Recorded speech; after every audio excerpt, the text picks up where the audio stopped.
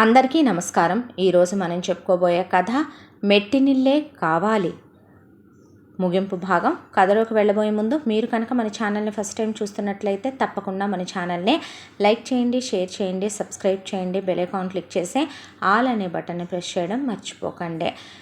కథని చూసి వెళ్ళిపోకుండా తప్పకుండా మీ వాల్యుబుల్ లైక్ అండ్ కమెంట్, అలాగే షేర్, అలాగే ఛానల్ని సబ్స్క్రైబ్ చేసుకోవటం అస్సలు మర్చిపోకండి. కథని ఎక్కడ స్కిప్ చేయకుండా వినండి. మరి కథలోకి వెళ్ళిపోదామా?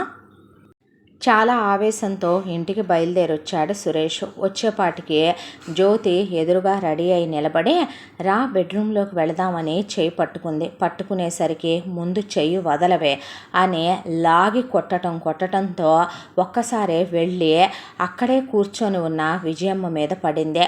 పడేసరికి ఏమైందిరా, కడుపుతో ఉన్న పిల్లని ఎందుకు అలా కొడుతున్నావు అంది విజయ. అనేసరికి ఎందుకు కొట్టావు నన్ను, ఏం తప్పు చేశానో అనేసరికి ఏంటన్నయ్యా పిచ్చుకోపం అంది కీర్తన. అనేసరికి ఏంట్రా అది అన్నాడు కరుణాకర్రావు. మీరెవరూ కాసేపు మాట్లాడద్దు. ఏమే, నేను నీకు ఏం తక్కువ చేశానే?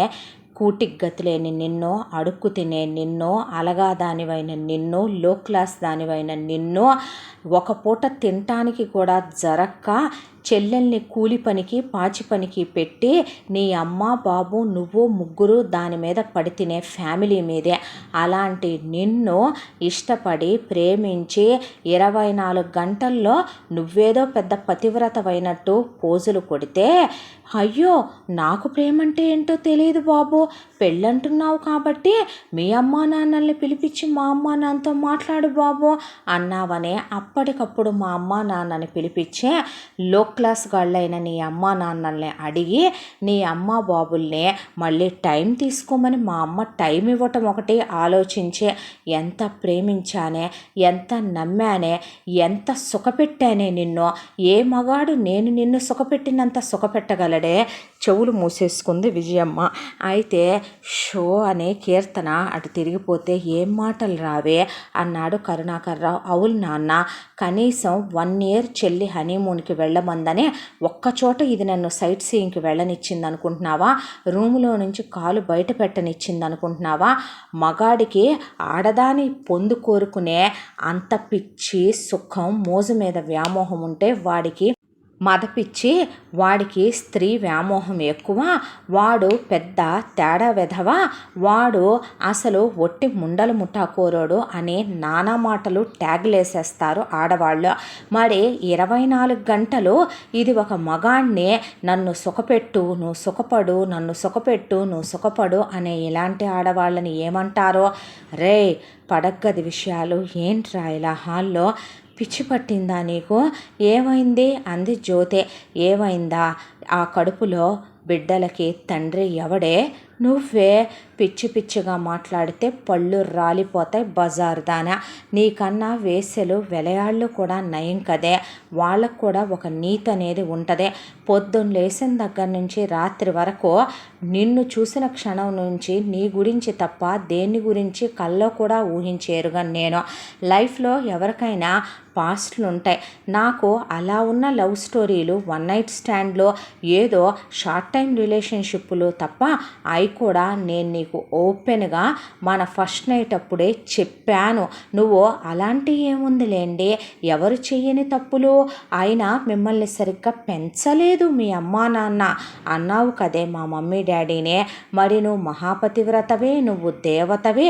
అలాంటి నిన్ను నీ అమ్మా బాబులు ఎంత నీతిమాలింతనంగా, ఎంత జారత్వపు గుణాలతో, ఎంత అసభ్యంగా ఎలా పెంచారే నిన్ను అనేసరికి ఏం మాటలవే అంది జ్యోతి. ఏం మాటలా? ఓపెన్గా చెప్తున్నాను, ఆ కడుపు నాకు రాలేదు. ఆ కడుపులో బిడ్డలకి నేను తండ్రిని కాదు. ఎలా అనగలవలా నువ్వు అనేసరికి ఆహా ఎన్ని మాటలున్నాయే నీ దగ్గర, నీకు నోట్లో నుంచి మాటలే బయటికి రావు. మాటకు ముందు ఒకసారి మా అమ్మాయి అమాయకురాలు, మా చిన్న కూతురు మహా తెలివైందే, మా పెద్దమ్మాయి లోకజ్ఞానం లేనిదే, మా చిన్నమ్మాయి అసలు ఎలాగైనా బతికేసుద్దే అని చెప్పుద్ది కదా నీ అమ్మ. లోకజ్ఞానం లేకపోవటం అంటే విటులతో పెద్ద మనిషి అయిన దగ్గర నుంచి కులకటమా, 4 కడుపులు తీయించుకోవటమా, మొగుడితో మనసు బాలేదు గుడికెళ్ళొస్తున్నానని అత్తకి ఆడపడుచుకి మామకి చెప్పి వెళ్ళి అంతకుముందు ప్రియుడిని కలిసి హోటళ్లలో వాడితో కలిసి పడక పంచుకొని కడుపులు చేయించుకొని వచ్చి ఆ కడుపుని మొగుడి అకౌంట్లో వేయటమా? నేను మగాణ్ణి కాదా? నాకు మగతనం లేదా? నేను నీకు తృప్తినివ్వలేకపోతున్నానా? రే ఏం మాటలు రాయే అని విజయం అంటే, నీలాంటి మహాపతివ్రతలు ఇలాంటి క్యారెక్టర్లెస్ వాటి పేరు కూడా ఎత్తకూడదమ్మా. ఇలాంటి వాటిని నువ్వు చెల్లి వెనకేసుకు రావద్దు. అన్నయ్య నువ్వేం మాట్లాడుతున్నావో తెలుస్తుందా? నా వాడికి నేను కాన్షియస్లోనే ఉన్నానురా. ఇది ఏం చేసిందో తెలుసా అని వీడియో ఆన్ చేసి అందరి ముందు టీవీలో ప్లే చేశాడు ఆ వీడియో. అవ్వా ఏం పనులమ్మా ఇవి, మా అబ్బాయి ఇష్టపడుతున్నాడని కానీ కట్నం తీసుకోకుండా నిన్ను ఇంటి కోడల్ని చేసుకుంటే అయినా వదిన నీకేం తక్కువ చేశామని ఇక్కడ ఎందుకమ్మా ఇలాంటి పనులు చేయటం? మనలాంటి ఇళ్లల్లో ఆడవాళ్ళు చేయదగ్గ పనులేనా ఇవే? ఆ కడుపేదో తీయించేసుకునే వాడు నిన్ను క్షమిస్తాడు. వాడి కాళ్ళు పట్టుకో, నీది తప్పైపోయిందని ఒప్పుకో. నేనెందుకు తీయించుకోవాలండి కడుపు? ఎందుకు తీయించుకుంటానో? ఆ కడుపు వచ్చింది ఇతగాడికే. చెప్పాడుగా పగలనక రాత్రనక కలిశామని. అలా కలిసినప్పుడు ఆ కడుపు ఇతనికి రాక ఎవరికొచ్చుద్దే? సత్య ప్రమాణకంగా చెప్తున్నాను. మా అమ్మ నాన్న మా చెల్లి నాతో మాట్లాడిన మాటలు అవి కాదు. నేను వాళ్ళతో మాట్లాడిన మాటలు అవి కాదు. ఈ కడుపులో ఉన్న బిడ్డలు ఈయన బిడ్డలే. నేను ఎవరిని ప్రేమించలేదు, ఎవరితోనూ కాలు జారలేదు. తప్పు చేయనప్పుడు నేనెందుకు తప్పు ఒప్పుకొని కడుపు కడిగించుకొని కాళ్ళు పట్టుకొని కాపురం నిలబెట్టుకోమంటే నిలబెట్టుకుంటా. కానీ ఈ పిల్లలు ఆయన పిల్లలు కాదంటే మాత్రం నేను చచ్చినా ఒప్పుకోను అనేసరికి దీని దగ్గర ఎన్ని మాటలు ఉన్నాయే అమ్మో అందే విజయ. మరే చిన్నది కంచు ఇది పెద్ద స్వీటు అనుకున్నావు. మొన్న మన ఇల్లంతా తెగ చూస్తుంటే అది తెగ చదివేసుకుంది కాబట్టి చదువుకున్న దాని తెలివితేటలు ఎక్కువ, దానికి లాయర్లు ఎక్కువ తెలుసు, దీనికి ఏదో తెలియదు అనుకున్నావు. దీని అమ్మ ఏం చదువుకుందమ్మా? ఆ రోజు నిన్ను పెళ్ళి రిజిస్టర్ చేయించాలండి అలా అలాంటి అమ్మకు పుట్టిన కూతురే ఇది, దాని పెంపకంలో పెరిగింది ఇది, అది ఎలా మర్చిపోయావు అంది కీర్తన. అనేసరికి ఎందుకమ్మా వాదన పెంచుతావు? ఎందుకు గొడవలు పెద్దవి చేసుకోవటం, కాపురాలు వీధికెక్కించుకుంటావా చెప్పు అంది విజయ. ఏంటమ్మా వీధికెక్కించుకునేది? నేను దీన్ని ఏలుకోను. దీని కడుపులో పిల్లలు నా పిల్లలంటే నేను ఒప్పుకోను. ఇది బజార్ది, ఇది వెలయాలు, ఇది వేశ్య, ఇది నీతి మాలిందే. ఇది నీకో విషయం తెలుసా? ఫస్ట్ నైట్ రోజు నువ్వు నాన్నతో చెల్లి బావతో గడిపే ఉంటారుగా. ఏమ్మా ఫస్ట్ ఎక్స్పీరియన్స్ అయినప్పుడు, మీరు వర్జిన్లు అయినప్పుడు ఒక మగాడు మీ దగ్గరకు వచ్చి మిమ్మల్ని తన సొంతం చేసుకునేటప్పుడు మగాడు ఒక్కొక్కటిగా మీ ఒంటి మీద బట్టలు తీస్తున్నప్పుడు మీరు సిగ్గుపడరా? రా నువ్వు సుఖపడు, నన్ను సుఖపెట్టు అని వెళ్ళి ఆ మగాడి మీద పడి మీరే ఆ మగాడిని అడ్వాంటేజ్ తీసుకుని వాడితో మీరు ఓవర్ క్లోజ్గా ఉండగలుగుతారా? ఎందుకురా ఆ మాటలన్నీ ఇప్పుడు? కానీ ఇది అలాగే ఉంది. అసలు దీనికి ఫస్ట్ అనే ఫీలే లేదమ్మా. అలా ఎలా ఉండగలుగుద్ది? ఆడదే నీరసం వస్తుందని మైమరిచిపోతారని ఆడవాళ్ళు మగాడితో కలిశాక చాలా ఫస్ట్ సంభోగం తర్వాత తృప్తిని పొందుతారని మగాడి గుండెల మీద పడుకుంటారని నా ఫ్రెండ్స్ చాలామంది వాళ్ళ పెళ్ళాల గురించి చెప్తే నేను విన్నాను. నేను చాలామంది అమ్మాయిల్ని వర్జిన్గా ఉన్నప్పుడే క్లోజ్ అయ్యాను. ఆ విషయం దీనికి చెప్పాను. వాళ్ళు చాలా అలసిపోయి నీరసంతో నా మీదే పడిపోయేవాళ్ళు. దీనిలో ఆ ఫీల్ లేదే. అప్పుడే అయిపోయిందా? నువ్వు ఇంతేనా? ఇంత ఫీకా? నువ్వు స్ట్రాంగ్గా ఉండాలి అని వెకిల్ నవ్వు నవ్వి గట్టిగా తిను, బలం లేకపోతే ఎలా? మా అమ్మ అందుకే నేతిగారులు సున్నుండలు అలాంటివి చేసి పెట్టేదే. భార్యని సుఖపెట్టడం మగాడి ధర్మం, మగాడు సుఖపట్టం మగాడికున్న అదృష్టం అని. ఇది నోట్లో నాలుక లేదనుకుంటున్నారు దీనికి. ఎన్ని మాటలు మాట్లాడిందో తెలుసా ఇది అన్నాడు సురేష్. దీని దగ్గర ఎంత మ్యాటర్ ఉందో కావాలా అంటే మరే ఫైక్ కనపడరు చాలామంది అనుకున్నారు వీళ్ళు. అనుకున్న తర్వాత నేను చచ్చిన దీన్ని ఏలుకోను, మర్యాదగా నువ్వు నీ పుట్టింటికి వెళ్ళిపో. నేను వెళ్ళను. ఎందుకు వెళ్ళవే? ఎందుకు వెళ్ళనంటే నా కడుపులో ఉన్న బిడ్డలు నీ బిడ్డలు కాబట్టి, నా మెల్లో తాలి నువ్వు కట్టావు కాబట్టి నేనా నిన్ను ఇష్టపడ ఇష్టపడ్డాను, నువ్వు నన్ను ఇష్టపడ్డావు, ప్రేమించానన్నావు, నా చేయి పట్టుకున్నావు, మీ వాళ్ళని పిలిపించావు, పెళ్లి గురించి మాట్లాడావు, పెళ్లి చేసుకున్నావు, నన్ను అనుభవించావు, తల్లిని చేశావు. ఇప్పుడు అన్యాయంగా నేనేదో తప్పు చేసినట్టు నువ్వు మాట్లాడితే ఏ ఆడది మగాడి దగ్గర సిగ్గు విడిచి తనకు కావలసిన సుఖం గురించి కోరుకోకూడదా? అన్నాళ్ళు నేను కన్యగానే ఉన్నాను. అలాంటప్పుడు నాకు నిన్ను చూడగానే నీ మీద కోరిక కలిగింది, ఆశ కలిగింది, మోజు కలిగింది, నీతో సుఖపడాలనుకున్నాను. తాళి కట్టిన మొగుడివి నువ్వు. నీ దగ్గర కూడా నేను ఓపెన్ అప్ అయి నేను నాలా ఉంటాం తప్ప సెక్స్ గురించి అమ్మాయిలు మాట్లాడకూడదా? ఎందుకు మాట్లాడరే? మాట్లాడతారు, కానీ నీలా మాత్రం ఏ అమ్మాయిలు మాట్లాడరు. బాధ కలిగితే చెప్తారో, తప్పు పద్ధతి అయితే చెప్తారో, అనుకోని టైంలో కలిస్తే చెప్తారో, అస్తమానం అదే పని ఎవరూ పెట్టుకోరే.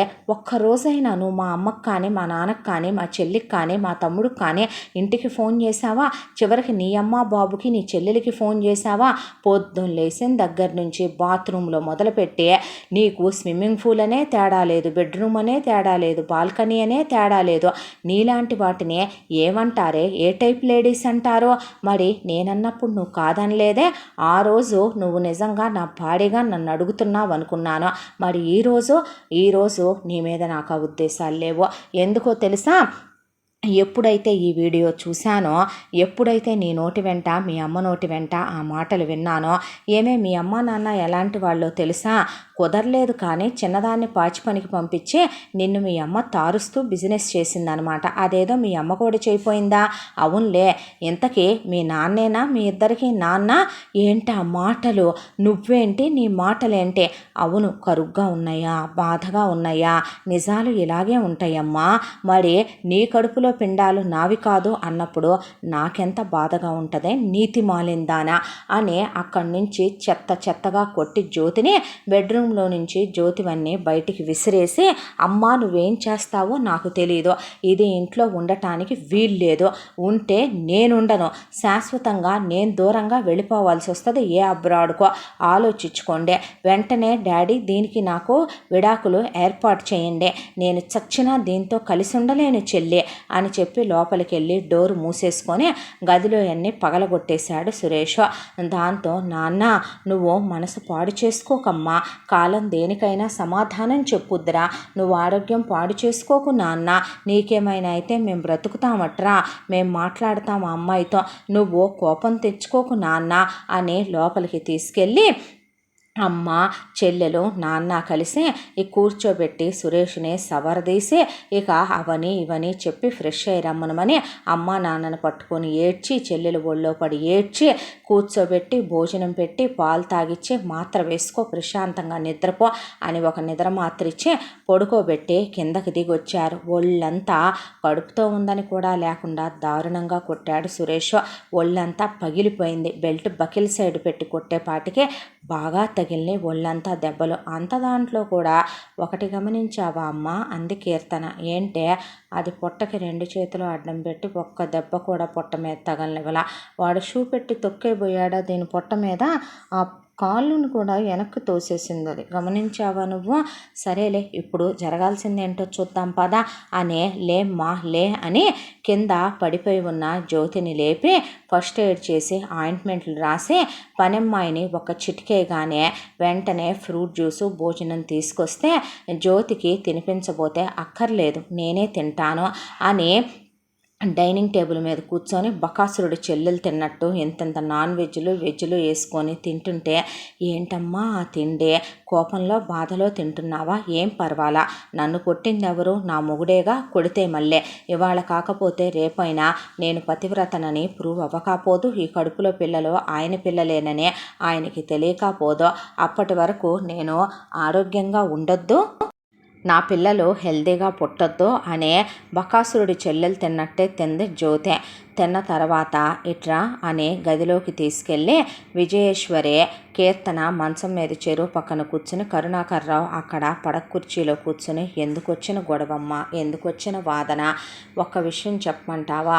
ఎటు అనుమానం అనేది మొదలైంది వాడి మనసులో. ఇవాళ ఈ విషయంలో అనుమానించిన వాడు రేపు 100 విషయాల్లో అయినా అనుమానం నీ మీద ఒకసారంటూ వచ్చిన తర్వాత అది నువ్వు కడుక్కున్నా మళ్ళీ వస్తూనే ఉంటుంది. ఎందుకొచ్చిన వాదన, ఎందుకొచ్చిన వచ్చిన గొడవ. వాడి జీవితంలోకి ఎందుకు వచ్చావు, జరగాల్సింది జరిగిందో లేకపోతే జరగకూడందే జరిగిందో జరిగిపోయింది. వాడు ఏలుకొని అంటున్నాడు, వద్దు అంటున్నాడు, వాడు నీ నుండి దూరంగా వెళ్ళిపోతానంటున్నాడు. మా కొడుకు మాకు దూరం అయితే మేము బ్రతకగలమా చెప్పు. ఇప్పుడు నీకు ఎన్నో నెలలు కాదు, మాకు తెలిసిన ఫ్యామిలీ డాక్టర్ ఉంది, మాట్లాడతాను, ఆ కడుపు తీయించేసుకో, నీకు విడాకులు తీసుకో, దాంతోపాటు 5 కోట్ల రూపాయలు కానీ 10 కోట్ల రూపాయలు కానీ నువ్వెంత అడిగితే అంత డబ్బులు ఇస్తాను. నీకు పెళ్లిలో పెట్టిన బంగారం, ఆ తర్వాత బంగారం మొత్తం కలిపి ఎలా లేదన్నా 500 తులాలు ఉంటుంది, ఆ మొత్తం తీసుకెళ్ళిపో. నీకు కావాలంటే కారు, ఫ్లాటు, ప్రాపర్టీ కూడా పెట్టిస్తాం. శుభ్రంగా వెళ్ళి నీకు నచ్చిన వాడిని, నిన్ను మెచ్చిన వాడిని, నిన్ను నమ్మేవాడిని చూసి పెళ్లి చేసుకో, ఏ ఫారినో వెళ్ళిపో, ప్రశాంతంగా బ్రతుకో. ఎందుకు వాడు వద్దు మొర్రో అంటంటే నువ్వు ఉండి ఇక్కడ వాడిని ఇబ్బంది పెడుతూ నువ్వు అనవసరంగా ఇబ్బంది పడటం. ఏం మాట్లాడుతున్నారు మీరు? నేను చచ్చినా వెళ్ళను, నాకు మెట్టినిల్లే కావాలి, మెట్టినిల్లే కావాలి, మెట్టినిల్లే కావాలి, మెట్టినిల్లే కావాలి, నేను ఇక్కడే ఉంటా, నేను వెళ్ళను. నేను వెళ్తే మీ అబ్బాయి వేసిన నింద నేను నిజమని ఒప్పుకున్నట్టు కాదా? కడుపు తీయించుకుంటే అది తనకు రానట్టు, వేరే వాడికి వచ్చినట్టు నేనే ఒప్పుకున్నట్టు కదా. విడాకులు తీసుకున్నానంటే అప్పుడు మీ అబ్బాయి వేసిన నింద నిజమైపోయినట్టే కదా. నేను డబ్బులు తీసుకున్నానంటే డబ్బు కోసమే మీ అబ్బాయిని పెళ్లి చేసుకున్నానని కాదా? ఎక్కడా మరి నువ్వు నీ అమ్మ డబ్బు కోసం కాదు మరి వాడిని చేసుకుంది, వాడంత అందగాడు దొరకడని. అదే వాడే గనక ఏ కేరా ప్లాట్ఫామ్ గాడో ఫుట్పాత్ గాడో అయ్యుండి వచ్చి సంబంధం అడిగితే గనక పని చూసుకోమనే వాళ్ళు నువ్వు నీ అమ్మ బాబు ఏం డ్రామాలు వేస్తారే అనుకున్నారు వీళ్ళ ముగ్గురు. ఆ తర్వాత డబ్బులు తీసుకొని వెళ్ళిపోతే అసలైన 5 కోట్లో 10 కోట్లో ఎందుకు తీసుకొని వెళ్ళాలండి నేను? ఆయన వాటాకు వచ్చేదే 1000 కోట్ల ఆస్తి ఉంటుందని నాకు తెలుసు. ఆ ఆస్తి మొత్తం నా పిల్లలకే కదా చెందాలి. అలాంటిది నేను ఇంతతోనే ఎందుకు ముగించుకొని వెళ్ళాలి? ఆయన జీవితంలో నేనంటూ ఉన్న తరువాత నేను విడాకులు ఇవ్వకుండా ఇంకొక ఆడది రావటానికి వీలు లేదుగా. మా అమ్మ పెళ్ళి అందుకే రిజిస్టర్ చేయించిందిగా. మా అమ్మ దగ్గర కూడా పెళ్ళి జిరాక్స్ కాపీ ఉండనే ఉందే. అంత అడ్డగోలుగా విడాకులు ఇచ్చేస్తాను అనుకుంటున్నారా ఏంటి? ఆయన ఎదురుగానే కడుపు వేసుకొని తిరుగుతాను. ఆయనకి నా కడుపు మీద, నా మీద ప్రేమ కలిగేలా చేస్తా, పుట్టబోయే పిల్లల మీద మమకారం కలిగేలా చేస్తా, నా కాపురం నేను నిలబెట్టుకుంటా, నా మొగుడి మనసు నేను మార్చుకుంటాను, ఆయన్ని నేను మామూలు మనిషిని చేసుకుంటాను. కొడితే నన్నేగా కొట్టాడు, తిడితే నన్నేగా తిట్టాడు, నాకేమీ పర్వాలేదు. ఒక మొగుడు అన్న తర్వాత పెళ్ళాన్నే ఎంత సుఖపెడతాడో, కోపం వచ్చినప్పుడు 4 దెబ్బలు కొడతాడు, సర్దుకుపోవాలని మా అమ్మ ఏనాడో చెప్పిందే అనేసరికి వీళ్ళకి నోట్లో నుంచి మాట రాలా. ఎంత గుండెలు తీసిన బంట్లే మీరు అనుకొని సైలెంట్ అయిపోయారు. ఆ తర్వాత తెల్లారేసరికి సురేష్ విడాకుల పత్రాలు తెచ్చి విసిరేశాడు. నేను సంతకం పెట్టనంటే పెట్టనంది జ్యోతే. ఎందుకు వచ్చిన గొడవమ్మ, పెట్టేసేవే అంటే నేను సచ్చినా పెట్టనండి అన్న తర్వాత దీనికి నరకం అంటే ఎలా ఉంటుందో చూపించైనా సరే మీరేం చేస్తారో నాకు తెలియదు, సంతకం పెట్టించాల్సిందే అంటే అక్కడికి పెట్టమ్మా, ఎందుకు వచ్చిన గొడవ, పెట్టేసే, ఎక్కడో పుట్టి ఎక్కడో పెరిగావు, ఎందుకు ఇక్కడికి వచ్చి ఇవన్నీ అనిపించుకోవటం, ఈ అవమానాలు నీకు అవసరమా చెప్పు, దర్జాగా సంతోషంగా బతుకుదు కానీ నీకెంతో కొంత ఇచ్చి సెటిల్మెంట్ చేస్తామే వెళ్ళిపోదు కానీ అంటే మీరెవరు నాకు సెటిల్మెంట్ చేయటానికి? అంతేమీ అక్కర్లా, నాకు తెలుసు. అయినా నేనెందుకు వెళ్తానో, ఇది నా మెట్టి నీళ్ళు, ఆయన నా మొగుడు, వీళ్ళు మా ఇద్దరి ప్రేమకి గుర్తైన మా పిల్లలు, నేను అస్సలు వెళ్ళను అనేసరికి వెళ్ళవా, ఎందుకు వెళ్ళవే అని కోపంతో విజయేశ్వరి చేయి చేసుకుందే. కరుణాకర్రావు వెళ్తావు, నువ్వు వెళ్ళే రోజులు దగ్గరలోనే ఉంటే ఎందుకు వెళ్ళవే, నీ బతుకుచ్చాడా, అదేదో మొగుడితో కాపురం చేసి కడుపు చేయించుకోవాలి, అంత వెళ్ళకూడదు అనుకునేవాళ్ళు. అంటే మీరు పిల్లల గల తల్లులే, మేమేమి ఎవరితో కాలు జారి కడుపులు తెచ్చుకోలేదులే అంది కీర్తన అని ఇద్దరు కలిసి బాధి పారేశారు జ్యోతిని. వాతలు పెట్టింది విజయ. అయినా నేను వెళ్ళనందే, ఇంట్లో ఉన్న పని వాళ్ళందరినీ తీసేస్తే నేను పని అయినా చేస్తూనే ఉంటా, నేను సచ్చినా వెళ్ళను అందే.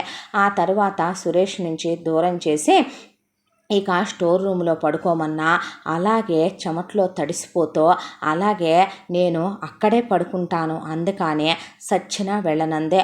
కడుపుతో ఉంది కదా, తిండి లేకపోతే నకనకలాడి వెళ్ళొద్దేమోనని తిండి ఆపి చూశారు. అయినా సరే చెట్లకున్న కాయలు కోసుకొనైనా తిని అలాగే మంచినీళ్ళు తాగి ఉంటుంది తప్ప కావాలని సురేష్ వెళ్ళే టయానికి సురేష్కి ఎదురుగా పరిగెత్తుకుంటా వెళ్ళటం, ఇది నీ బిడ్డలు వీళ్ళు, ఇది నీకొచ్చిన కడుపు అనే అతని షూస్ పట్టుకోవటం, అతని షూస్ తన పమిటితో తొడవపోవటం, వాడు కాలుతో తన్నెళ్ళటం, అలా వాడి ఎదురు పడుతూనే ఉంది. వాడితో ఒప్పించాలని ట్రై చేస్తూనే ఉంది. వాడు దీన్ని ఎగిరెగిరి తంతూనే ఉన్నాడు. ఇదేం కర్మమ్మా, ఇది వెళ్ళనంటుందే అన్న తర్వాత వెళ్ళుద్ది, దాని టైం అంటూ దానికి రావద్దంటే అన్న తర్వాత ఏమోనమ్మా రోజు రోజుకి ఇది కాంప్లికేటెడ్ చేసేస్తుంది అంది కీర్తన. అనేసరికి కీర్తన మొగుడు ఫోన్ చేసి ప్రదీపు ఏరా ఇంటికి రావా అంటే, ఏ నువ్వేమై సచ్చా పిల్లని చూసుకోలేవా అంటే, పాప మమ్మీ గుర్తొస్తుంది డాడీ అని అడిగితే, కాసేపు బొట్టు బిళ్ళ పెట్టుకోరా, పెట్టుకొని నేనే నువ్వు అని చెప్పి దాన్ని కాసేపు ఆడించుకో. అది కాదురా నాకు నువ్వు గుర్తొస్తున్నావు, నీకు ఎన్నిసార్లు చెప్పాను కాన్సన్ట్రేషన్ బిజినెస్ మీద పెట్టు, నాకు మా అమ్మ మా తమ్ముడు మా ఫ్యామిలీ ఇంపార్టెంట్, నేను మా ఫ్యామిలీ దగ్గరికి ఎప్పుడంటే అప్పుడు వెళ్ళాలని పెళ్ళికి ముందే చెప్పానా, పోనీ నేను రానా, ఇప్పుడేం అక్కర్లా, టైం వచ్చినప్పుడు వచ్చి సర్దు కానీ ముందు పిల్లని బిజినెస్ని చూసుకో. సరేలే అని నువ్వు జాగ్రత్త, టైంకు తిను, అత్తయ్య మామయ్యని అడిగానని చెప్పు అని ఫోన్ పెట్టేశాడు ప్రదీప్. ఆ తర్వాత సురేష్ తింటున్నాడు, ఆఫీస్కి వెళ్తున్నాడు, వస్తున్నాడు. నో రిగ్రెట్స్ ఇక్కడ ఎవరికే.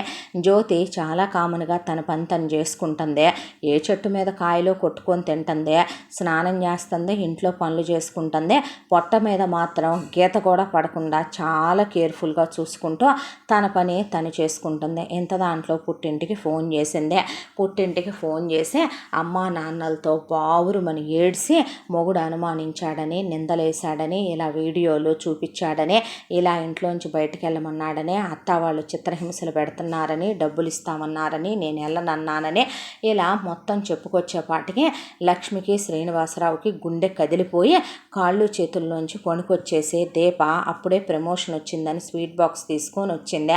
అక్క బతుకి ఇలా అయిపోయిందంటమ్మో అని అమ్మా నాన్న కలిసి దీప మీద పడ్డారు. నా జీవితం ఏంటో, నా బ్రతుకేంటో, పుట్టిన దగ్గర నుంచే ఏ రోజు సుఖం లేని బ్రతుకు నాది అని మనసులో అనుకొని, అసలు ఇది ముగ్గులేయటానికి వెళ్ళటం ఏంటో, చదువుకోకుండా అక్కడికి వెళ్ళి వాడెవడో రావటం ఏంటో, దీన్ని చూడటం ఏంటో, వెనక ముందు కనుక్కోకుండా మీరు దాన్ని ఇచ్చి పెళ్లి చేయటం ఏంటో, రిజిస్టర్ చేయించాను పెళ్ళని నువ్వు నాకు చెప్పటం ఏంటో, ఇప్పుడైనా వాళ్ళు వెళ్ళిపోమ్మంటున్నారు కదా, అక్కర్లేదంటున్నారు కదా, కడుపేదో తీయించుకొని వచ్చేసే ఎవడో ఒకరిని చేసుకొని దానికంటూ ఒక లైఫ్ ఉంటుంది, స్టార్ట్ చేద్దామని అనుకోకుండా ఏంటమ్మా ఇదంతా అంటే ఏంటే, అక్క వేరే వాడితో కులికి కడుపు తెచ్చుకుందని ఒప్పుకోమంటావా? లేదమ్మా, అక్కడే ఉండి చిత్రహింసలు పడుతూ తన్నించుకుంటూ తిట్టించుకుంటూ కుక్క బతుకు బతకమని చెప్పనా మరి నేను?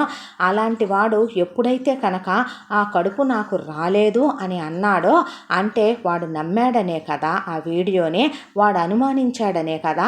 అలాంటి వాడిని సరే ఈరోజు మనం మాట్లాడో ఒప్పించో లాయర్ల దగ్గరికి వెళ్ళో ఒప్పిస్తాం, బాగానే ఉంటుంది. తర్వాత పరిస్థితి ఏంటంటావు?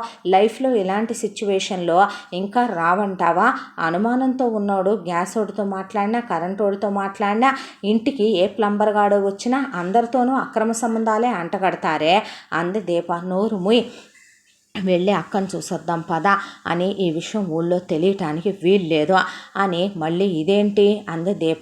మరి మీ అక్క హ్యాపీగా ఉందనుకుంటున్నారు అందరూ, అలాంటిది ఇప్పుడు ఎక్కడ జనాలకు తెలిస్తే నా కూతుర్ని చెరుగు పట్టరు అని లక్ష్మీ శ్రీనివాసరావు కలిసి దీపం తీసుకొని వెళితే దీపక మనసంతా బాధగా అనిపించింది. కలిసి పుట్టాం, కలిసి పెరిగాం, చదువుకోమన్నా చదువుకోలేదు, ఇవాళ లైఫ్ని ఇలా స్పాయిల్ చేసుకుందే. ఎంత అహంకారం, ఎంత పొగరు, ఎంత గర్వంతో అన్ని మాటలు మాట్లాడుంటాడో అని మనసంతా అదోలా అనిపించింది. గేటు దగ్గరికి వెళితే అల్లంత దూరాన వెళ్ళొస్తున్నాడని చూసిన విజయమ్మ గేట్ వాచ్మెన్కి ఫోన్ చేసి వాళ్ళని లోపలికి రానివ్వబాకరా అందే. మేడం మిమ్మల్ని లోపలికి పంపించొద్దన్నారండి అంటే, ఏమే జ్యోతి అంటే, ఏంటత్తయ్యా అంటే, మీ వాళ్ళు వచ్చారు, మేబీ నిన్ను తీసుకెళ్ళటానికి వచ్చారేమో, వెళ్ళిపో తీసుకెళ్ళాలనుకుంటే ఉంటే, ఏదైనా విషయం ఉంటే కనుక లాయర్ దగ్గర తేల్చుకుందాం. నేనెందుకు వెళ్తాను? మరి అలాంటప్పుడు మర్యాదగా మీ వాళ్ళని వెళ్ళిపోమ్మని చెప్పు. ఎందుకు వచ్చారు మీ వాళ్ళు? ఇప్పుడు పెద్దోడు చూశాడంటే నువ్వు ఫోన్ చేసి చెప్తేనే వాళ్ళు వచ్చినట్టు, రచ్చ చేసినట్టు వాడికి కానీ తెలిసిందనుకో, నీ బతుకు శాంతం వీధి పాలవుద్దే. నువ్వేదో అనుకుంటున్నావు కదా చెయ్యాలని, అది నీకు ఈ జన్మలో చేయటానికి వాడు మాత్రం నీకు ఒక్క అవకాశం కూడా ఇవ్వడు అనేసరికి దూరం నుంచే మీరు వెళ్ళిపోండి అని సైగలు చేసింది జ్యోతే. ఎందుకక్క భయపడతావు?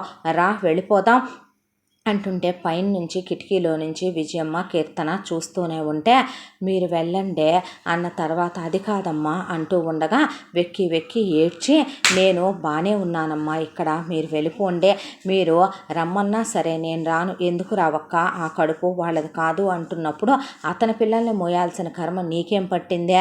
అసలు నేను నిందతో రావాలనుకోవట్లేదు దీపా. సరేనక్క, పుట్టిన తర్వాత డిఎన్ఏ చేయిద్దాం. డిఎన్ఏ చేయిస్తే తేలకుండా పోద్దా ఏంటి? ఆహా, డిఎన్ఏల దాకా వచ్చింది వ్యవహారం. అందుకే చదువుకున్న వాటిని నమ్మకూడదంటారు అందే విజయమ్మ. అన్న తర్వాత డిఎన్ఏలు అక్కర్లేదు, ఏమీ అక్కర్లేదు. నా కాపురం ఎలా నిలబెట్టుకోవాలో నాకు తెలుసు. నీకెందుకు పిల్లకాకివి? మూసుకొని అమ్మా నాన్నని తీసుకొని వెళ్ళు. నాకు తెలుసు నా మొగుడు మనసు ఎలా మార్చుకోవాలో, నా కాపురం ఎలా నిలబెట్టుకోవాలో. నాకు నా మెట్టినిల్లే కావాలి, నా పుట్టిల్లు నాకు అక్కర్లేదు. నేను రాను. నాకు ఇక్కడుంటే ఆస్తి, అంతస్తు, విలువ, గౌరవం, భర్త, పిల్లలు, హోదా, స్థాయి అన్నీ ఉంటాయి. అక్కడికి వచ్చే నేనేమే బాధలు పడాలనుకోవట్లేదు. నాకు అలాంటి లైఫ్ వద్దు. నేను ఇక్కడే ఉండాలి, ఆయన భార్యగానే ఉండాలి అనేసేసరికి పదమ్మా వెళదామని లక్ష్మీ శ్రీనివాసరావు జాగ్రత్తగా ఉండమ్మా, ఏ అవసరం వచ్చినా మాకు ఫోన్ చేయవే అని వీళ్ళు వెళ్తూ ఉండగా మళ్ళీ అమ్మా నాన్న అని వీళ్ళని పిలిచి మళ్ళీ ఏడుస్తుంటే ఈ మెలో డ్రామా ఏంటి దేవుడా? నాకు అసలు అర్థం కావట్లే. ఇది వాళ్ళని వెళ్ళమంటది, మళ్ళీ వెనక్కి పిలుస్తుంది, వాళ్ళని వెళ్ళమంటది, మళ్ళీ ఏడుస్తుంది, వాళ్ళని వెళ్ళమంటది, మళ్ళీ వాడు బాధలు పెడుతున్నాడంటది, వాళ్ళని వెళ్ళమంటది, వాడు కొడుతున్నాడంటది, వాళ్ళని వెళ్ళమంటది, నేను టార్చర్ చేస్తున్నానంటది, వాళ్ళని వెళ్ళమంటది, ఈ కడుపు నాకు రాలేదన్నాడంటది, వాళ్ళని వెళ్ళమంటది, నేను ప్రూవ్ చేసుకోవాలంటది, వాళ్ళని వెళ్ళమంటది, నాకు మెట్టినిల్లే కావాలంటది, పుట్టిల్లు వద్దంటది. ఉషో, ఈ లో క్లాస్ డ్రామాలు చూడలేక చచ్చిపోతున్నాను రా తండ్రి అనుకుంది విజయమ్మ. ఈలోపు ఇహ బయలుదేరి వెళదామని బస్సు ఎక్కుదాం అనుకున్న వాళ్ళలా అలా బస్సు ఎక్కారో లేదో లక్ష్మీ శ్రీనివాసరావు బస్సులో కుప్పకూలిపోయారు. వీళ్ళిద్దరినీ తీసుకొని వెళ్ళి హాస్పిటల్లో జాయిన్ చేస్తే ఇద్దరికి హార్ట్ స్ట్రోకు, పెరాలసిస్ స్ట్రోకు ఒకేసారి వచ్చినాయి. ఏదో షాక్ తగిలిందని డాక్టర్ చెప్పి చెరో 10 లక్షలు ట్రీట్మెంట్కి అవుతాయంటే, ఆ రోజు బామ్మ వాళ్ళు అక్క పెళ్లి చేయమని ఇచ్చిన డబ్బులు వీళ్ళ ట్రీట్మెంట్కి ఖర్చు పెట్టింది దీప. తర్వాత వీళ్ళకి ఫిజియో ఇవ్వాలి, ట్రీట్మెంట్ చేయాలి అంటే అక్క ఉండే సిటీలోనే ఇక ఒక ఇల్లు తీసుకొని ఆ ఇంట్లో అమ్మా నాన్నల్ని పెట్టుకొని ఒక ఫిజియోథెరపిస్ట్ను మాట్లాడి వీళ్ళని చూసుకుంటూ ఉద్యోగానికి వెళ్ళొస్తూ ఉంది దీప. మనసులో లేదు, మనసంతా అల్లకల్లోలంగా ఉంది. ఒకవైపున వీళ్ళనైతే వెళ్ళిపోమ్మనమని చెప్పింది. అంతవరకైతే బాగానే ఉంది జ్యోతి. దీపకు ఫోన్ చేసి రోజులో ఒక 50 సార్లు నా మొగుడు నన్ను కొట్టాడు, నా మొగుడు నన్ను తిట్టాడు, నా అత్త నన్ను వాత పెట్టింది, నా ఆడపడుచు నా ముఖాన ఉమ్మేసిందే, మా మామయ్య చీని బతుకు అన్నాడు, నాకు ఎదురవద్దు అన్నాడు, పని వాళ్ళందరినీ తీసేసింది, ఇప్పుడే నేను వంట పని చేశా, చెమట్లు కక్కుతున్నాయి, ఇప్పుడే బాత్రూమ్ కడిగా, నాకు నీరసంగా ఉంది, ఒళ్ళు తడిసిపోతుంది, పోనీ వచ్చేయక్క అంటే నేను రాను, నాకు నా మెట్టినిల్లే కావాలి, నేనుండను. అలానే నువ్వు ఫోన్ పెట్టేయకే, నేను ఈ నరకం భరించలేకపోతున్నాను అనే ఇలా ఏడుస్తూ ఉంటే దీపకి లో బీపీ స్టార్ట్ అయిపోయింది. మనిషి వీక్ అయిపోవటం మొదలైంది. ఆ తర్వాత అమ్మా నాన్నల్ని డాక్టర్స్ హాస్పిటల్లో జాయిన్ చేయమనమని చెప్తే హాస్పిటల్లో జాయిన్ చేసింది. వేరే ఊరు తీసుకెళ్ళే అక్కడ ఒక 15 రోజులు ట్రీట్మెంట్ చేయాలమ్మా, నువ్వు అక్కర్లేదు వెళ్ళిపో అని చెప్పారు వాళ్ళు. సరేనని చెప్పి తిరిగి వస్తూ ఉండగా ఫోన్ చేసి నన్ను బెల్టులు తీసుకొని బాధి పారేశాడు, నన్ను కొడుతున్నాడు, తిడుతున్నాడు అని చెప్పేపాటికి ఏదైతే అదైందని దీప మళ్ళీ జ్యోతి ఇంటి దగ్గరికి వెళ్ళింది. వెళ్ళి అక్క అక్క అని పెద్దగా కేకలేస్తే చేస్తే విజయమ్మ వాళ్ళు ఇక పైన డాబా మీద ఉంటే జ్యోతి ఎందుకు వచ్చావే అని అడిగింది. అడిగితే చావైనా బ్రతుకైనా నాకు ఇక్కడేనని, ఆయన పాదాల దగ్గరేనని నీకు చెప్పలేదా? ఎందుకు వచ్చావు నువ్వు? అమ్మా నాన్న పరిస్థితి ఏమీ బాగాలేదక్క, నిన్ను చూడాలంటున్నారు, ఒక్కసారి వచ్చి కనపడి వెళ్ళొచ్చు కదా అక్క. వాళ్ళు పోయినా సరే నేను మీ బావగారు అనుమతి లేనిదే రాలేను. ఈ ప్రాణం ఆయింది, ఈ శరీరం ఆయింది, ఈ మానం ఆయిందే, ఈ కడుపులో బిడ్డలు ఆయనవే అనేసరికి అది కాదక్క అనే మీకు దండం పెడతానండి, మా అక్కని పోనీ నాతో పంపించేయండి, వెళ్ళిపోవే, రమ్మనమంటుందిగా, మీ అమ్మా నాన్నకు బాగాలేదంటుందిగా, నేను నీకు సింగిల్ టైం సెటిల్మెంటు నేను చేస్తాను, నువ్వు వెళ్ళు, మాకే డబ్బులు వద్దండి, మా అక్కను పంపించేస్తే చాలు, మీకు దండం పెడతాను అంది దీప. అనేసరికి ఇది కూడా ఎంత ఎత్తున పొంగేది పాలు పొంగినట్టు దీనజం కుంగిపోయింది. అంటే ఇది చచ్చు పాముల్లే ఉండేది, ఇది బుసలు కొడుతుంది లేసి పెద్దదే అనుకుంది విజయమ్మ. అన్న తర్వాత లేదే నేను రాను, నాకు నా మెట్టినిల్లే కావాలి, కష్టమైన సుఖమైన నేను ఇక్కడే వీళ్ళతోనే పంచుకోవాలి, అమ్మా నాన్నలకే నేను బాగానే ఉన్నానా అంటే బాలేననే చెప్పు, కానీ వాళ్ళని తలుచుకుంటున్నానని చెప్పు అనేసరికి దీప అలా కాళ్ళు వేలాడేసుకుంటూ వెనక్కి తిరిగేసరికి దీప అనుకుంటూ ఇదిగోనే నిన్న పెట్టిన వాతలు, ఇదిగోనే నన్ను కొట్టిన దెబ్బలో, ఏంటమ్మా ఇది అసలు సైకోదా శాడిస్ట్దా ఇదే అంది కీర్తన. ఏమోనమ్మా నాకేం అర్థం కావట్లేదే, దీని ముందు మహానటులు కూడా తక్కువే అనిపిస్తున్నారు నాకు అంది విజయమ్మ. అన్న తర్వాత ఇక దీప అలా పోనీ రాక్క వెళ్ళిపోదాం, లేదమ్మా నేను రాను, మీ బావగారు నా బాధను గుర్తించాలి, ఏదో ఒక రోజు ఆయన నన్ను అర్థం చేసుకుంటాడనే నమ్మకం ఉంది, మళ్ళీ తిరిగి నా సుఖ సంతోషాలు నా లైఫ్లోకి వచ్చే రోజు ఎంతో దూరంలో లేదు అని అడ్డం తిరిగిపోయింది జ్యోతి. దాంతో చేసేదేమీ లేక దీప వెళ్ళే కనీసం అమ్మా నాన్నల దగ్గరకైనా వాళ్ళున్న ఊరైనా వెళదాము, ఎలా ఉందో ఏంటో వాళ్ళకని మళ్ళీ బస్ స్టాండింగ్కి వచ్చింది. బస్ స్టాండింగ్కి వచ్చిందల్లా బస్సు ఇప్పుడే లేదు, 2 గంటలు పట్టుద్దంటే రైల్వే స్టేషన్కి వెళ్ళిందే. భోంచేకి 2 రోజులు అయింది, కళ్ళు తిరుగుతున్నాయి, నీరసంగా ఉంది, కడుపులో ఎవరో చేపెట్టి కిలికినట్టే అనిపించి కాసిన మంచినీళ్ళన్నా తాగుదామని హ్యాండ్ బ్యాగ్ అక్కడ పెట్టి మొహం కడుక్కొని ఒక గుక్కెడు నీళ్లు తాగితే కడుపులో ఏమీ లేక నీళ్లు తాగి వాంతి అయిపోయింది. మళ్ళీ అక్కడ కూర్చున్నదల్లా ఇక చుట్టూ చూసేసరికి తన హ్యాండ్ బ్యాగ్ కొట్టేశారు. నా జాతకమే అంతేమో, నా దరిద్రమే అంతేమో అని ఇక రోడ్డును పడింది. రోడ్డును పడి వేలుకు ఒక ఉంగరం ఉంటే ఆ ఉంగరం మార్వాడి కొట్లో పడేసి అమ్మేసి డబ్బులు తీసుకొని బస్ స్టాండింగ్కే వెళ్దాం, ఇంకొక అరగంటలో బస్సు ఉన్నట్టుంది, అదెక్కైనా పడిపోతాము, ఇక్కడుండి మాత్రం మనసు పిచ్చెక్కించుకోవటం తప్ప చేయగలిగిందేముంది అని చెప్పి అలా ఉంగరం తాకట్టు పెడదామని రోడ్డు క్రాస్ చేసుకుంటూ వస్తున్న దీపనే చూసుకోకుండా సిద్ధార్థ్ అప్పుడే ఫ్రెండ్స్తో కలిసి జోక్స్ వేసుకుంటూ అలా ఫాస్ట్గా డ్రైవ్ చేసుకుంటూ వస్తున్నాడు. వస్తూ సిద్ధార్థ్ ఫ్రెండ్స్లో ఒకడు, మావా నాకు ఇంట్లో వాళ్ళు సంబంధం చూశారంట, నచ్చితే చేసుకో, ఒకసారి మాట్లాడి ఒకళ్ళతో ఒకళ్ళు అన్నీ షేర్ చేసుకొని ఓకే అనిపిస్తే కనుక మీ ఇద్దరు అభిప్రాయాలు కలిస్తే చేసుకోరా, అది కాదు మామ, అది ఒరిజినా కాదా అని నా డౌట్. ఒరే వర్జిన్ల గురించి వర్జినిటీల గురించి మనం మాట్లాడకూడదురా, అది అసలు మనకు కరెక్ట్ కాదు. మహా అయితే ఈ జనరేషన్ అమ్మాయి లివింగ్ రిలేషన్షిప్పుల్లో ఉన్న ఒకవేళ అమ్మా నాన్నలకి చెప్పకుండా అడ్వాన్స్ అయినా మహా అయితే ఒక 4, 5, 10 మంది అబ్బాయిలతోనూ చేసి ఉంటుంది. మేబీ చెయ్యకపోయి కూడా ఉండొచ్చేమో. అదే వాళ్ళు పెరిగిన వాతావరణం, వాళ్ళని పెంచిన పెంపకం, అలాగే వాళ్ళ క్యారెక్టర్ మీద ఆధారపడి ఉంటుంది. కానీ మరి మనవరా ఎప్పుడో మన లెక్క 1000 దాటేసి వెళ్ళిపోలేదో, అసలు గుర్తుందా మనకి ఎప్పుడు వర్జినిటీలు పోయినాయి అనే విషయం. మనం ఎంజాయ్ చేసినంతమంది అమ్మాయిలతో నీ పెళ్ళాం అయితే కాబోయే పెళ్ళాం అంతమందితో ఎంజాయ్ చేయదేమో. ఈ రోజుల్లో చూసుకోవాల్సింది వర్జినిటీల గురించి కాదురా, చూసుకోవాల్సింది ఏంటో తెలుసా, క్యారెక్టర్, అలాగే కంపాటబిలిటీ.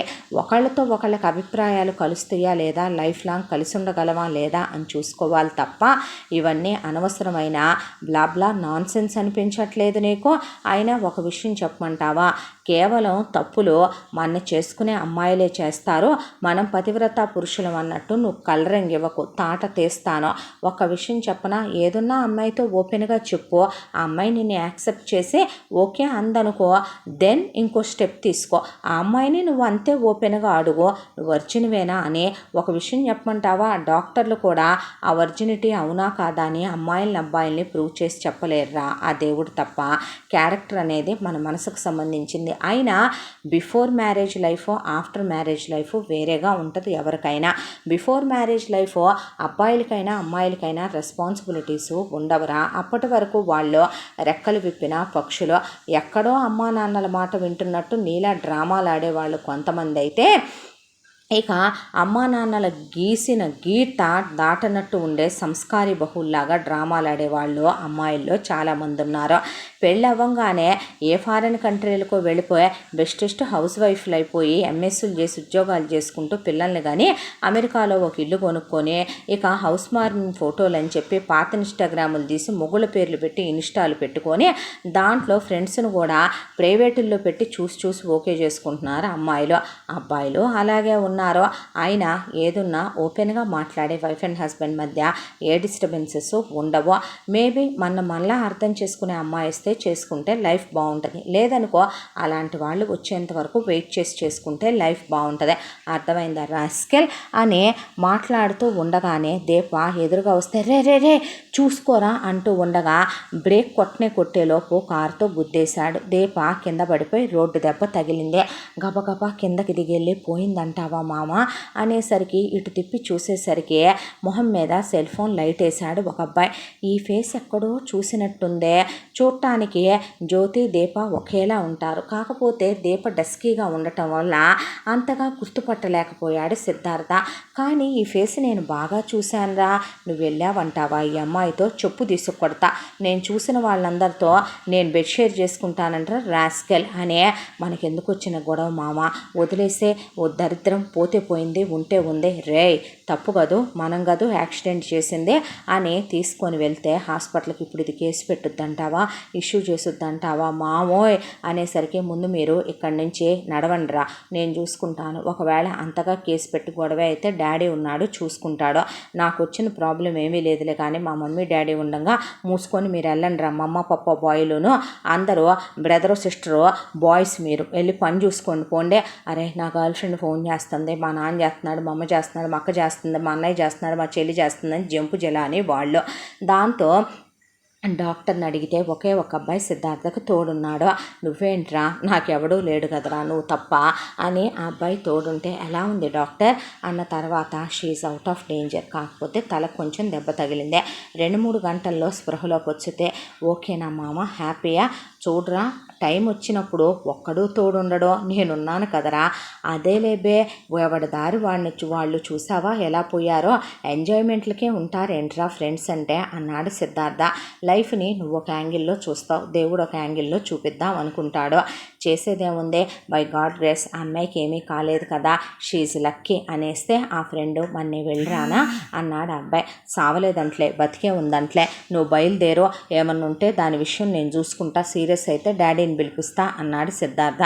రే రూడ్గా కాదు, అబ్బా తెలుసులేరా అమ్మాయిలతో ఎలా హ్యాండిల్ చేయాలో, ఏదో మన ఇంటర్ నుంచి ఇప్పుడు దాకా ఒక్కదాన్నే లవ్ చేసుకుంటూ దేకే నువ్వు చెప్తావు మరి నాకు. ఒరే బాబు, నీలా నాకు రోజుకో అమ్మాయితో ఎంజాయ్ చేసే ఓపిక లేదు, దాని గురించి నేను లవ్ చేసేదానికి ఎక్స్ప్లెనేషన్ ఇచ్చుకునే ఓపిక అంతకన్నా లేదురా నాయన.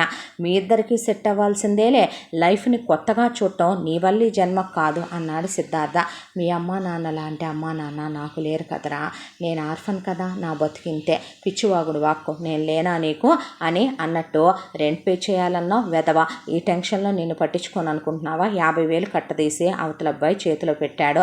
ఎందుకురా ఇవన్నీ, నేను నీకు ఇవ్వకూడదా, నువ్వు తీసుకోకూడదా, అందరూ వెళ్ళిపోయాక కూడా ఎందుకున్నావురా నువ్వు, నీ ఫ్రెండ్ను కాబట్టి నేను అందుకే ఇచ్చా, మూసుకొని వెళ్తావా నువ్వు అన్న తర్వాత ఆ ఫ్రెండ్ హక్ చేసుకుని నువ్వు నిజంగా ఆకాశానివే, నిన్ను అందుకోవాలంటే ఇంకో ఆకాశమే రావాలే అంటే ఏం చేద్దాం, ఆకాశం సింగిల్గా మిగిలిపోతుందిరా, అన్నీ వస్తున్నాయా నక్షత్రాల్లో ముద్దు పెట్టుకొని పారిపోతున్నాయిరా, రాస్కెల్ మారవు నువ్వు అని ఫ్రెండ్ వెళ్ళిపోయాడు. సిద్ధార్థ్ వెళ్ళి దీప పక్కనే అనగానే అలా గడ్డం కింద చేయి పెట్టుకొని మొహంలో మొహం పెట్టి చూస్తూ దీన్ని ఎక్కడో చూశానే అని గుర్తు తెచ్చుకోవడం మొదలుపెట్టాడు. స్పృహలోకి వచ్చిన దీప ఎదురుగా కళ్ళల్లో కళ్ళు పెట్టి చూస్తున్న సిద్ధార్థని చూసి ఉలిక్కి పడింది. నేనేమి దెయ్యాన్ని భూతాన్ని కాదు, భయపడకు, ఐఎమ్ సిద్ధార్థ్. అవును, నిన్నెక్కడో చూశానే నేను అంటే, నా పేరు దీప, నేను జ్యోతి వాళ్ళ సిస్టర్నే. ఓ, వదిన వాళ్ళ సిస్టర్వా? ట్విన్స్ అని విన్నాను, ట్విన్వి నువ్వేనా? అంటే వదిన చాలా ఫేర్గా ఉంటుంది కదా, చబ్బీగా, నువ్వు సన్నగా, అలాగే నువ్వు డస్కీగా ఉన్నావు కదా, పోలికలు చూస్తే చూసినట్టు ఉంది, కానీ ఎక్కడ చూశానో గుర్తు రాలేదు. అంటే డస్కీగా ఉన్నావంటే నువ్వు బాలేదని కాదు, ఫేర్గా ఉందంటే వదిన బాగుందని కాదు, నేను అన్నదానికి meaning dusky girls are very hot. అలా అనుకుంటే నువ్వు అటు 0 సైజు కాకుండా ఇటు చబ్బీ బేబీలా కాకుండా బాగున్నావు, హాట్గా, నాకు చాలా నచ్చావు అంటే, ఇప్పుడు సిద్ధార్థ్ జోక్ని ఎంజాయ్ చేసే సిచ్యువేషన్లోనే దీపలేదు. అవును, ఏంటి ఊరొచ్చిందానివి ఇంటికి రావచ్చుగా, అలా రోడ్ల మీద పడి తిరుగుతున్నావేంటి అర్ధరాత్రి పూట అంటే, నేను మీ ఇంటికి వచ్చిన మీ అమ్మ నన్ను లోపలికి రానివ్వదలే. మా అమ్మ నిన్ను లోపలికి రానివ్వదా? What you mean? మా మమ్మీ గెస్ట్లు ఎవరైనా వస్తే ఎంత బాగా రిసీవ్ చేసుకొని ఎంత బాగా మర్యాద చేస్తారో తెలుసా? సరే పద, ఇంటికి వెళదాం. వదిన నువ్వు వచ్చావని తెలిస్తే చాలా హ్యాపీగా ఫీల్ అవుద్దే, అన్నయ్య కూడా హ్యాపీగా ఫీల్ అవుతాడు. ఏమీ తెలియనట్టు ఎందుకింత నటిస్తున్నావు అని అడిగింది దీప. నేను నటిస్తున్నానా? హలో, ఎక్స్క్యూజ్ మీ, ఏదైనా ఉంటే మంది straight forward, face to face మాట్లాడటం తప్ప మనుషుల వెనకాల ఒక మాట ముందొక మాట మాట్లాడే అలవాటు ఈ సిద్ధార్థకి లేదులే. కానీ ఏంటి మ్యాటరు? ఎవరినైనా లవ్ చేసి జంపా ఏంటి ఇంట్లో నుంచే? నాకంత తీరిక లేదు, నా బ్రతుకులో అంత ఓపిక లేదులే అనేసిందే. అంటే ఏమైంది అసలు? ఏంటి పిచ్చి మాటలు నువ్వు అన్న తరువాత దీప కళ్ళల్లో నీళ్లు. నాకు అమ్మాయిల్ని ఓదార్చడం చేత కాదు, నేను అమ్మాయిలతో సరదాగా ఉండటం తప్ప నాకు అమ్మాయిలు ఏడిస్తే నచ్చదు. నువ్వు ముందు ఆ ఏడు పాపేసే అని కళ్ళు తుడిచి ఆమెనే హక్ చేసేసుకున్నాడు టక్మనే. దీప ఉలిక్కి పడిన తర్వాత ఫ్రెండ్స్ అన్నాడు. అన్న తర్వాత దీప ఏమీ మాట్లాడలేదు. అసలు ఏం జరిగింది అన్న తర్వాత దీప ఫస్ట్ మా గురించి నీకు తెలియాలి అని లక్ష్మీ శ్రీనివాసరావుల దగ్గర స్టోరీ మొదలుపెట్టే, ఆ తర్వాత వీళ్ళు పుట్టడం, శ్రీనివాసరావుకి యాక్సిడెంట్ అవటం, దీప బామ్మల దగ్గరికి వెళ్ళటం, అక్కడ పెరగటం, అక్కడ చదువుకోవటం, ఆ తర్వాత మధ్యలో జ్యోతికి సురేష్కి పెళ్ళయిందని తనకి తెలియకపోవటం, జాతకాల వల్ల చెప్పకూడదన్నారంటాం, తిరిగి రావటం, బామ్మ వాళ్ళు పోవటం, ఆ తర్వాత తనకు కొంత ప్రాపర్టీ పెట్టడం, జాబ్ చేసుకోవటం, అమ్మా నాన్నలతో కలిసి ఉండటం. సడన్గా ఒక రోజున ఇలా అక్క ఫోన్ చేసి ఇలా మీ అన్నయ్య అనుమానించాడని చెప్పిందని, ఇలా వీడియోలు చూశాడని అన్నదనే, ఆ తర్వాత మేము ఇంటి దాకా వెళ్ళామని, వెళ్తే ఇంటి దగ్గరికి వెళ్ళినా తను రానని చెప్పిందనే, ఇలా మెట్టినిల్లే కావాలని అన్నదనే, మొత్తం పూసగుచ్చినట్టు ఇప్పటి వరకు జరిగిందంతా సిద్ధార్థకి చెప్తే వాట్ యు మీన్? ఏంటిదంతా అసలు? సినిమా స్టోరీలాగా అనుమానించటాలేంటి, ఈ వీడియోలేంటి? నిజం చెప్తున్నాను, మా అక్క క్యారెక్టర్ లెస్ది కాదు, అది పిచ్చిదే. నిజం చెప్పాలంటే మీ అన్నయ్యని చూడగానే ఇష్టపడినట్టుంది. దాంతోనే అదే ఇష్టపడిన మగాడితో కొంచెం అడ్వాన్స్ అయ్యి ఉండొచ్చు. అది పెళ్ళైన తర్వాత భారీగా తప్పు కాదేమో, నాకు ఆ విషయాల గురించి తెలియదు. కానీ నువ్వైతే నాకు ఒకే ఒక్క హెల్ప్ చేయగలవా అని అడిగితే, ఏంటి మాటివ్వు నాకు అంది దీప. ప్రామిస్ చెప్పు, నేను మాట ఇవ్వకపోయినా అందమైన అమ్మాయిలు అడిగారంటే నేను మాట తప్పను అన్నాడు. అంటే మా అక్కనే నువ్వు ఎలాగైనా ఆ ఇంట్లో నుంచే తెచ్చి నాకు అప్పగించు, మా అక్కని బయటికి పంపించేయండి చాలు, ఎలాగోలాగా తీసుకెళ్ళి ఆ పిల్లల్ని నేనే పెంచుకుంటూ మా అక్కనే నేనే చూసి దాని జీవితాన్ని ఓ దారి చేస్తాను అంటే, అది కాదు కదా సమస్యకు పరిష్కారం, అసలు ఇంకో నిజం నీకు తెలీదు అంది దీప. ఏంటా నిజం అన్న తర్వాత, ఈరోజు మా అక్కని చూడటానికి నేను మీ ఇంటి దగ్గరికి వెళ్ళాను. అక్కడ మా అక్కకి నాకు ఆర్గ్యుమెంట్ అయిందే. ఆ తర్వాత మా అక్కని మీ అమ్మ మీ అక్క కలిసి బయటికి వెళ్ళొద్దన్నారు, మరి పంపించము అనేశారు నాతో.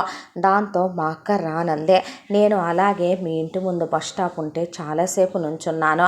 మీ ఇంట్లోకి పని వాళ్ళందరూ అలా రావటం వెళ్ళటం ఇదంతా నేను చూస్తూనే ఉన్నాను. మీ ఇంటి గురించి ఎంక్వైరీ తీస్తే ఏ పని వాళ్ళు 3 నెలలకు మించి మీ ఇంట్లో ఉండరని మీ అమ్మ మారుస్తూ ఉంటుందని చెప్పారు ఆ చుట్టుపక్కల వాళ్ళు. ఇట్స్ కామన్ కదా, మెడిసిన్ చేంజ్ చేయటం విశేషం ఏముంది అందులో అన్నాడు సిద్ధార్థ్. చెప్పేది వినవా ప్లీజ్ అంది దీప. చెప్పు. ఆ తర్వాత మీ ఇంట్లో నుంచి బయటికి ఒక ముసలమ్మ వచ్చిందే. ఆ ముసలమ్మ మీ అమ్మతో చాలాసేపు మీ గార్డెన్లో ఉంచొని మాట్లాడిందే. అది నేను గమనించాను. ఆ తర్వాత ఆ ముసలమ్మ ఒక 5 ఏళ్ళు ఉంటాయి తన మనవరాలిని తీసుకొని బయటకు వస్తే నేను ఆ ముసలమ్మని వెంబడిస్తూ కొంత దూరం వెళ్తే, ఏంటమ్మాయి నువ్వు నన్ను వెంబడిస్తున్నావు అని అడిగితే, నేను తన చెల్లెల్ని, తను మా అక్క కదో, నిజం చెప్పు, మా అక్క నిజంగా తప్పు చేసిందా? ఎందుకు మా అక్కనే ఆ ఇంట్లో అలా టార్చర్లు పెడుతున్నారు? నువ్వు మాత్రమే ఆ ఇంట్లోకి అంత ధీమాగా వెళ్ళి బయటకు వస్తున్నావు. మిగతా పని వాళ్ళందరూ వాళ్ళ దారిన వాళ్ళు వచ్చి కామ్గా తల వంచుకొని వెళ్ళిపోతున్నారు. నువ్వు ఆవిడతో చాలాసేపు మాట్లాడావు. నీకు ఆ ఇంటితో క్లోజ్గా ఏదో బంధం ఉన్నట్టుందే. అసలు ఏం జరిగిందో చెప్పవా నాకు అంటే, ఏమీ లేదు, మాకేమీ తెలీదు. నువ్వు మర్యాదగా మీ అక్కని తీసుకొని వెళ్ళిపోతే మంచిదే.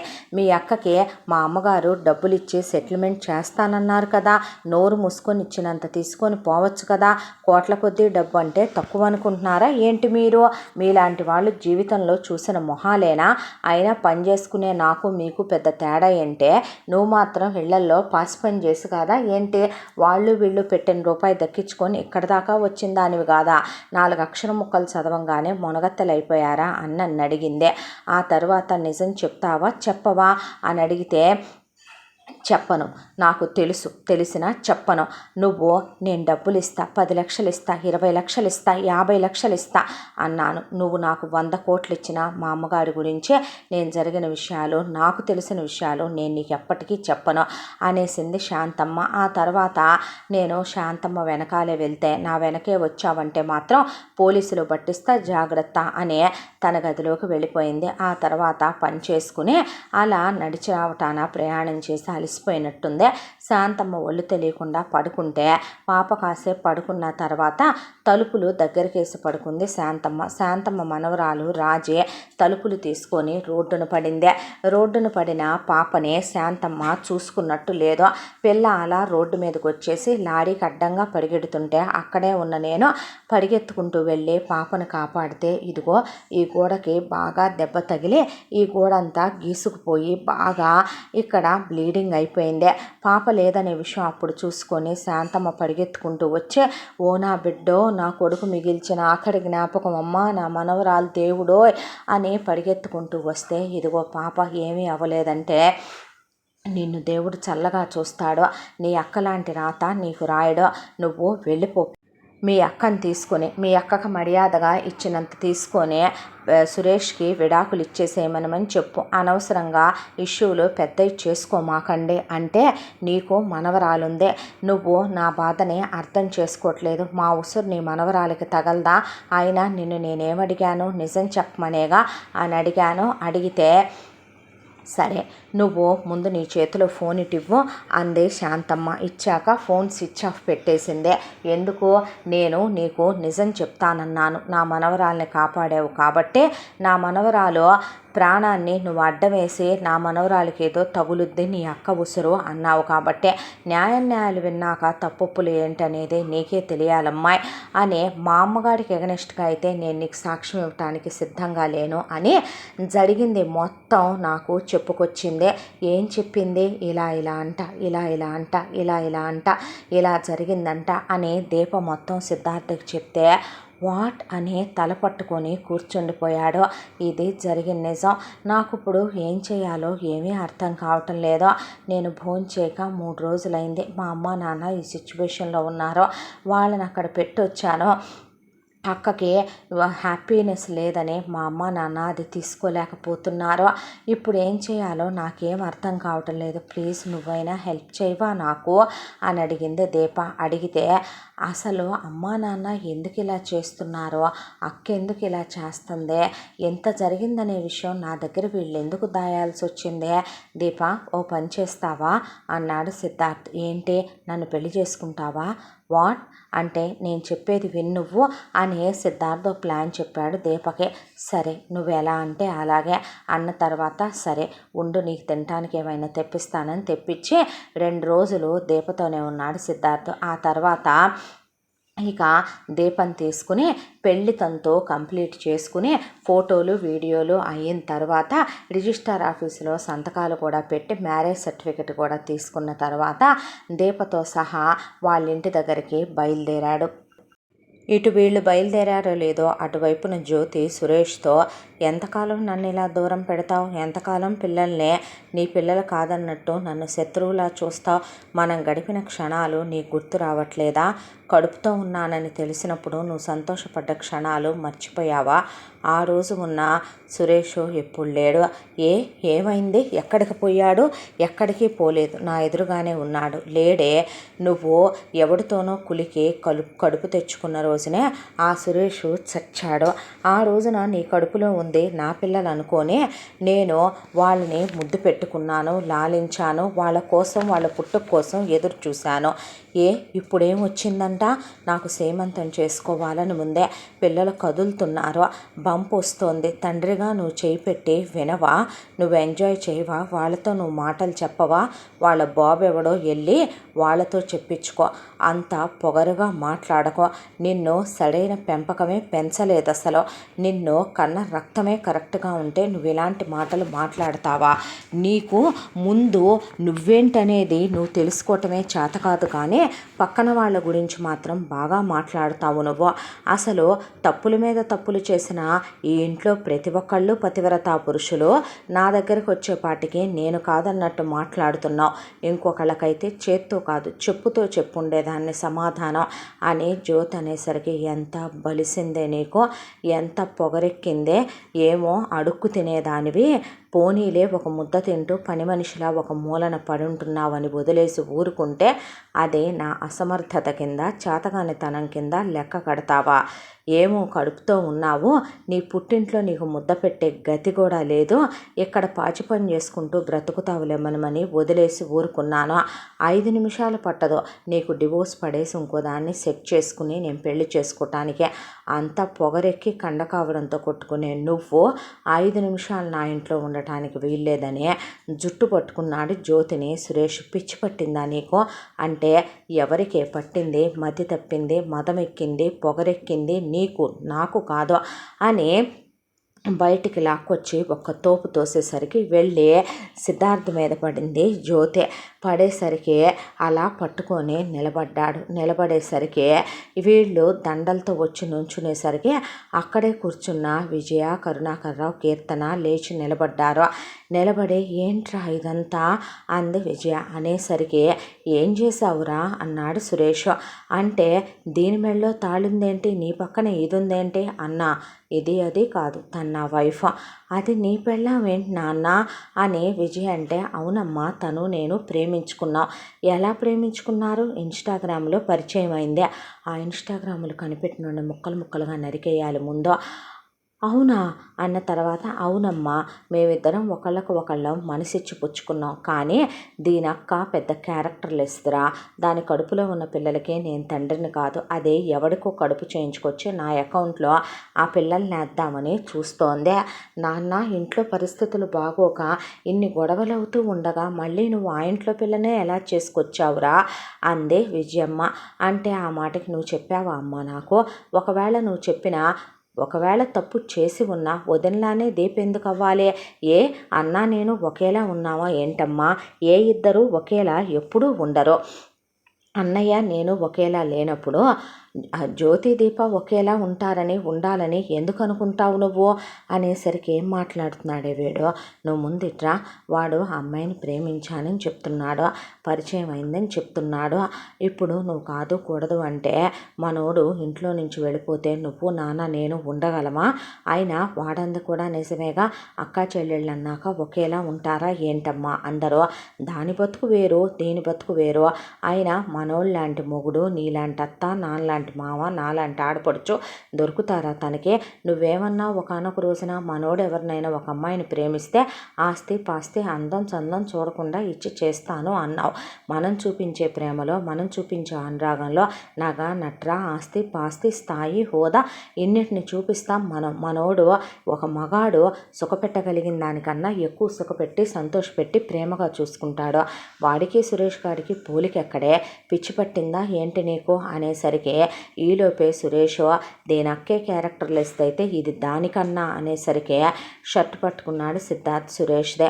పెద్దోడా నువ్వు నోరుమై, వాడికి ఇష్టం లేదంటున్నాడుగా, నువ్వేం మాట్లాడుకు, తను నా ప్రాణం, తను నా భార్య, నేను తను 6 years నుంచి లవ్ చేసుకుంటున్నావు, నువ్వేంట్రా కాదనేదే? అయినా నీకు నీ వైఫ్కి సంబంధించిన పర్సనల్ ఇష్యూస్లో నేనేమైనా కలగజేసుకున్నానా? నా ఇష్యూస్లో నువ్వు కలగజేసుకుంటే మర్యాదగా ఉండదు. అమ్మ ఇంట్లోకి రమ్మంటావా, వెళ్ళిపోమ్మంటావా ఇంట్లో నుంచే? ఎందుకు నాన్న వెళ్ళిపోవటం?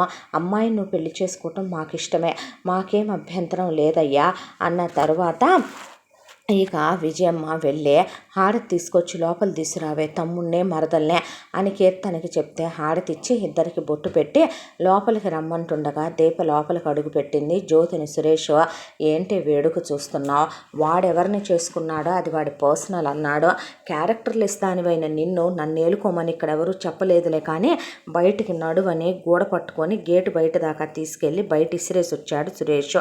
సిద్ధార్థ్ వెంటనే ఇప్పుడే వస్తానని పక్కకెళ్ళి తనకి అమ్మాయిల్లో ఫ్రెండ్స్ ఉన్నారు, వాళ్ళల్లో కొంతమంది అమ్మాయిలకి ఫోన్ చేసి మా ఇంటి అడ్రస్ తెలుసు కదరా మీకు, తెలుసు, మా ఇంటి బయట జ్యోతి అని ఒక అమ్మాయి ఉంటుంది, అమ్మాయి ఫోటో వాట్సాప్ చేశాను చూడు, ఆ అమ్మాయిని తీసుకెళ్ళి మీరు, మనకు తెలిసిన డాక్టర్ ఉన్నాడు కదా ఒకడు, మనతో పాటు ఇంటర్మీడియట్ చదువుకున్న మన క్లాస్మేట్, వాడు వాడి వైఫ్ కలిసి ఈ హాస్పిటల్ పెట్టాడు, అక్కడ తన్ని జాయిన్ చే, తన డెలివరీ వరకు అక్కడే ఉంచుకోమను, అయ్యే బిల్ అంతా కూడా ఎక్స్పెన్సెస్ అంతా కూడా నేను పే చేస్తానని చెప్పు, తన్ని సెక్యూర్డ్గా చూసుకోమను, తనకి ఫుడ్ బెడ్ అకామిడేషన్ మొత్తం వాడినే ఇమ్మనమని చెప్పు, చాలా జాగ్రత్తగా చూసుకోమన్నానని చెప్పు, మంచి సూట్ రూమ్ ఇమ్మన్నానని చెప్పు అన్నాడు సిద్ధార్థ. సరేనన్నారు ఆ ఫ్రెండ్స్. జ్యోతిని బయటకు తోసేస్తే ఏడ్చి మోకాళ్ళ మీద కూర్చొని నీ కాళ్ళు పట్టుకుంటా, నన్ను గెంటొద్దు అంటే బజారు వాటిని ఏలుకోవటానికి నేను రెడీగా లేనులేమ్మని సురేష్ లోపలికి వచ్చేసాడు. ఈలోపు సిద్ధార్థ్ ఫ్రెండ్స్ రావటం, జ్యోతిని తీసుకెళ్ళటం, జ్యోతిని హాస్పిటల్లో జాయిన్ చేయటం, మీరు ఇక్కడే ఉండండి, పరిస్థితులు కుదుటపడిన తర్వాత సిద్ధార్థ్ వచ్చి మాట్లాడతానన్నాడు, అప్పటి వరకు మీరు కాస్త ప్రశాంతంగా ఉంటే మంచిదే అని చెప్పి సిద్ధార్థ్ ఫ్రెండ్కి ఇలా అని చెప్పి జ్యోతి విషయాన్ని చెప్పి అప్పగించి ఆ అమ్మాయిలు వెళ్ళిపోయారు.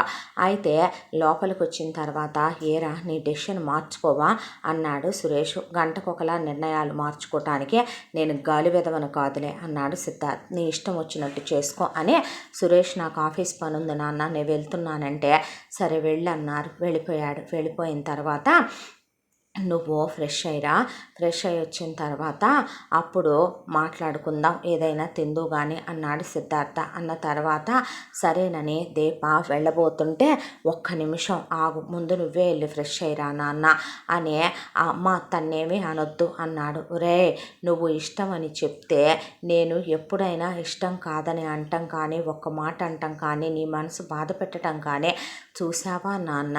నీ కళ్ళల్లో నుంచే బాధ అనే దాంతో ఒక్క కన్నీటి చొక్కొస్తే ఈ అమ్మ నాన్న అక్క కళ్ళల్లో నుంచి రక్తమే వస్తుందిరా అని చెప్పింది విజయమ్మ. సిద్ధార్థ్ వెళ్ళాక దీపను కూర్చోబెట్టి ముగ్గురు చుట్టూ కూర్చున్నారు.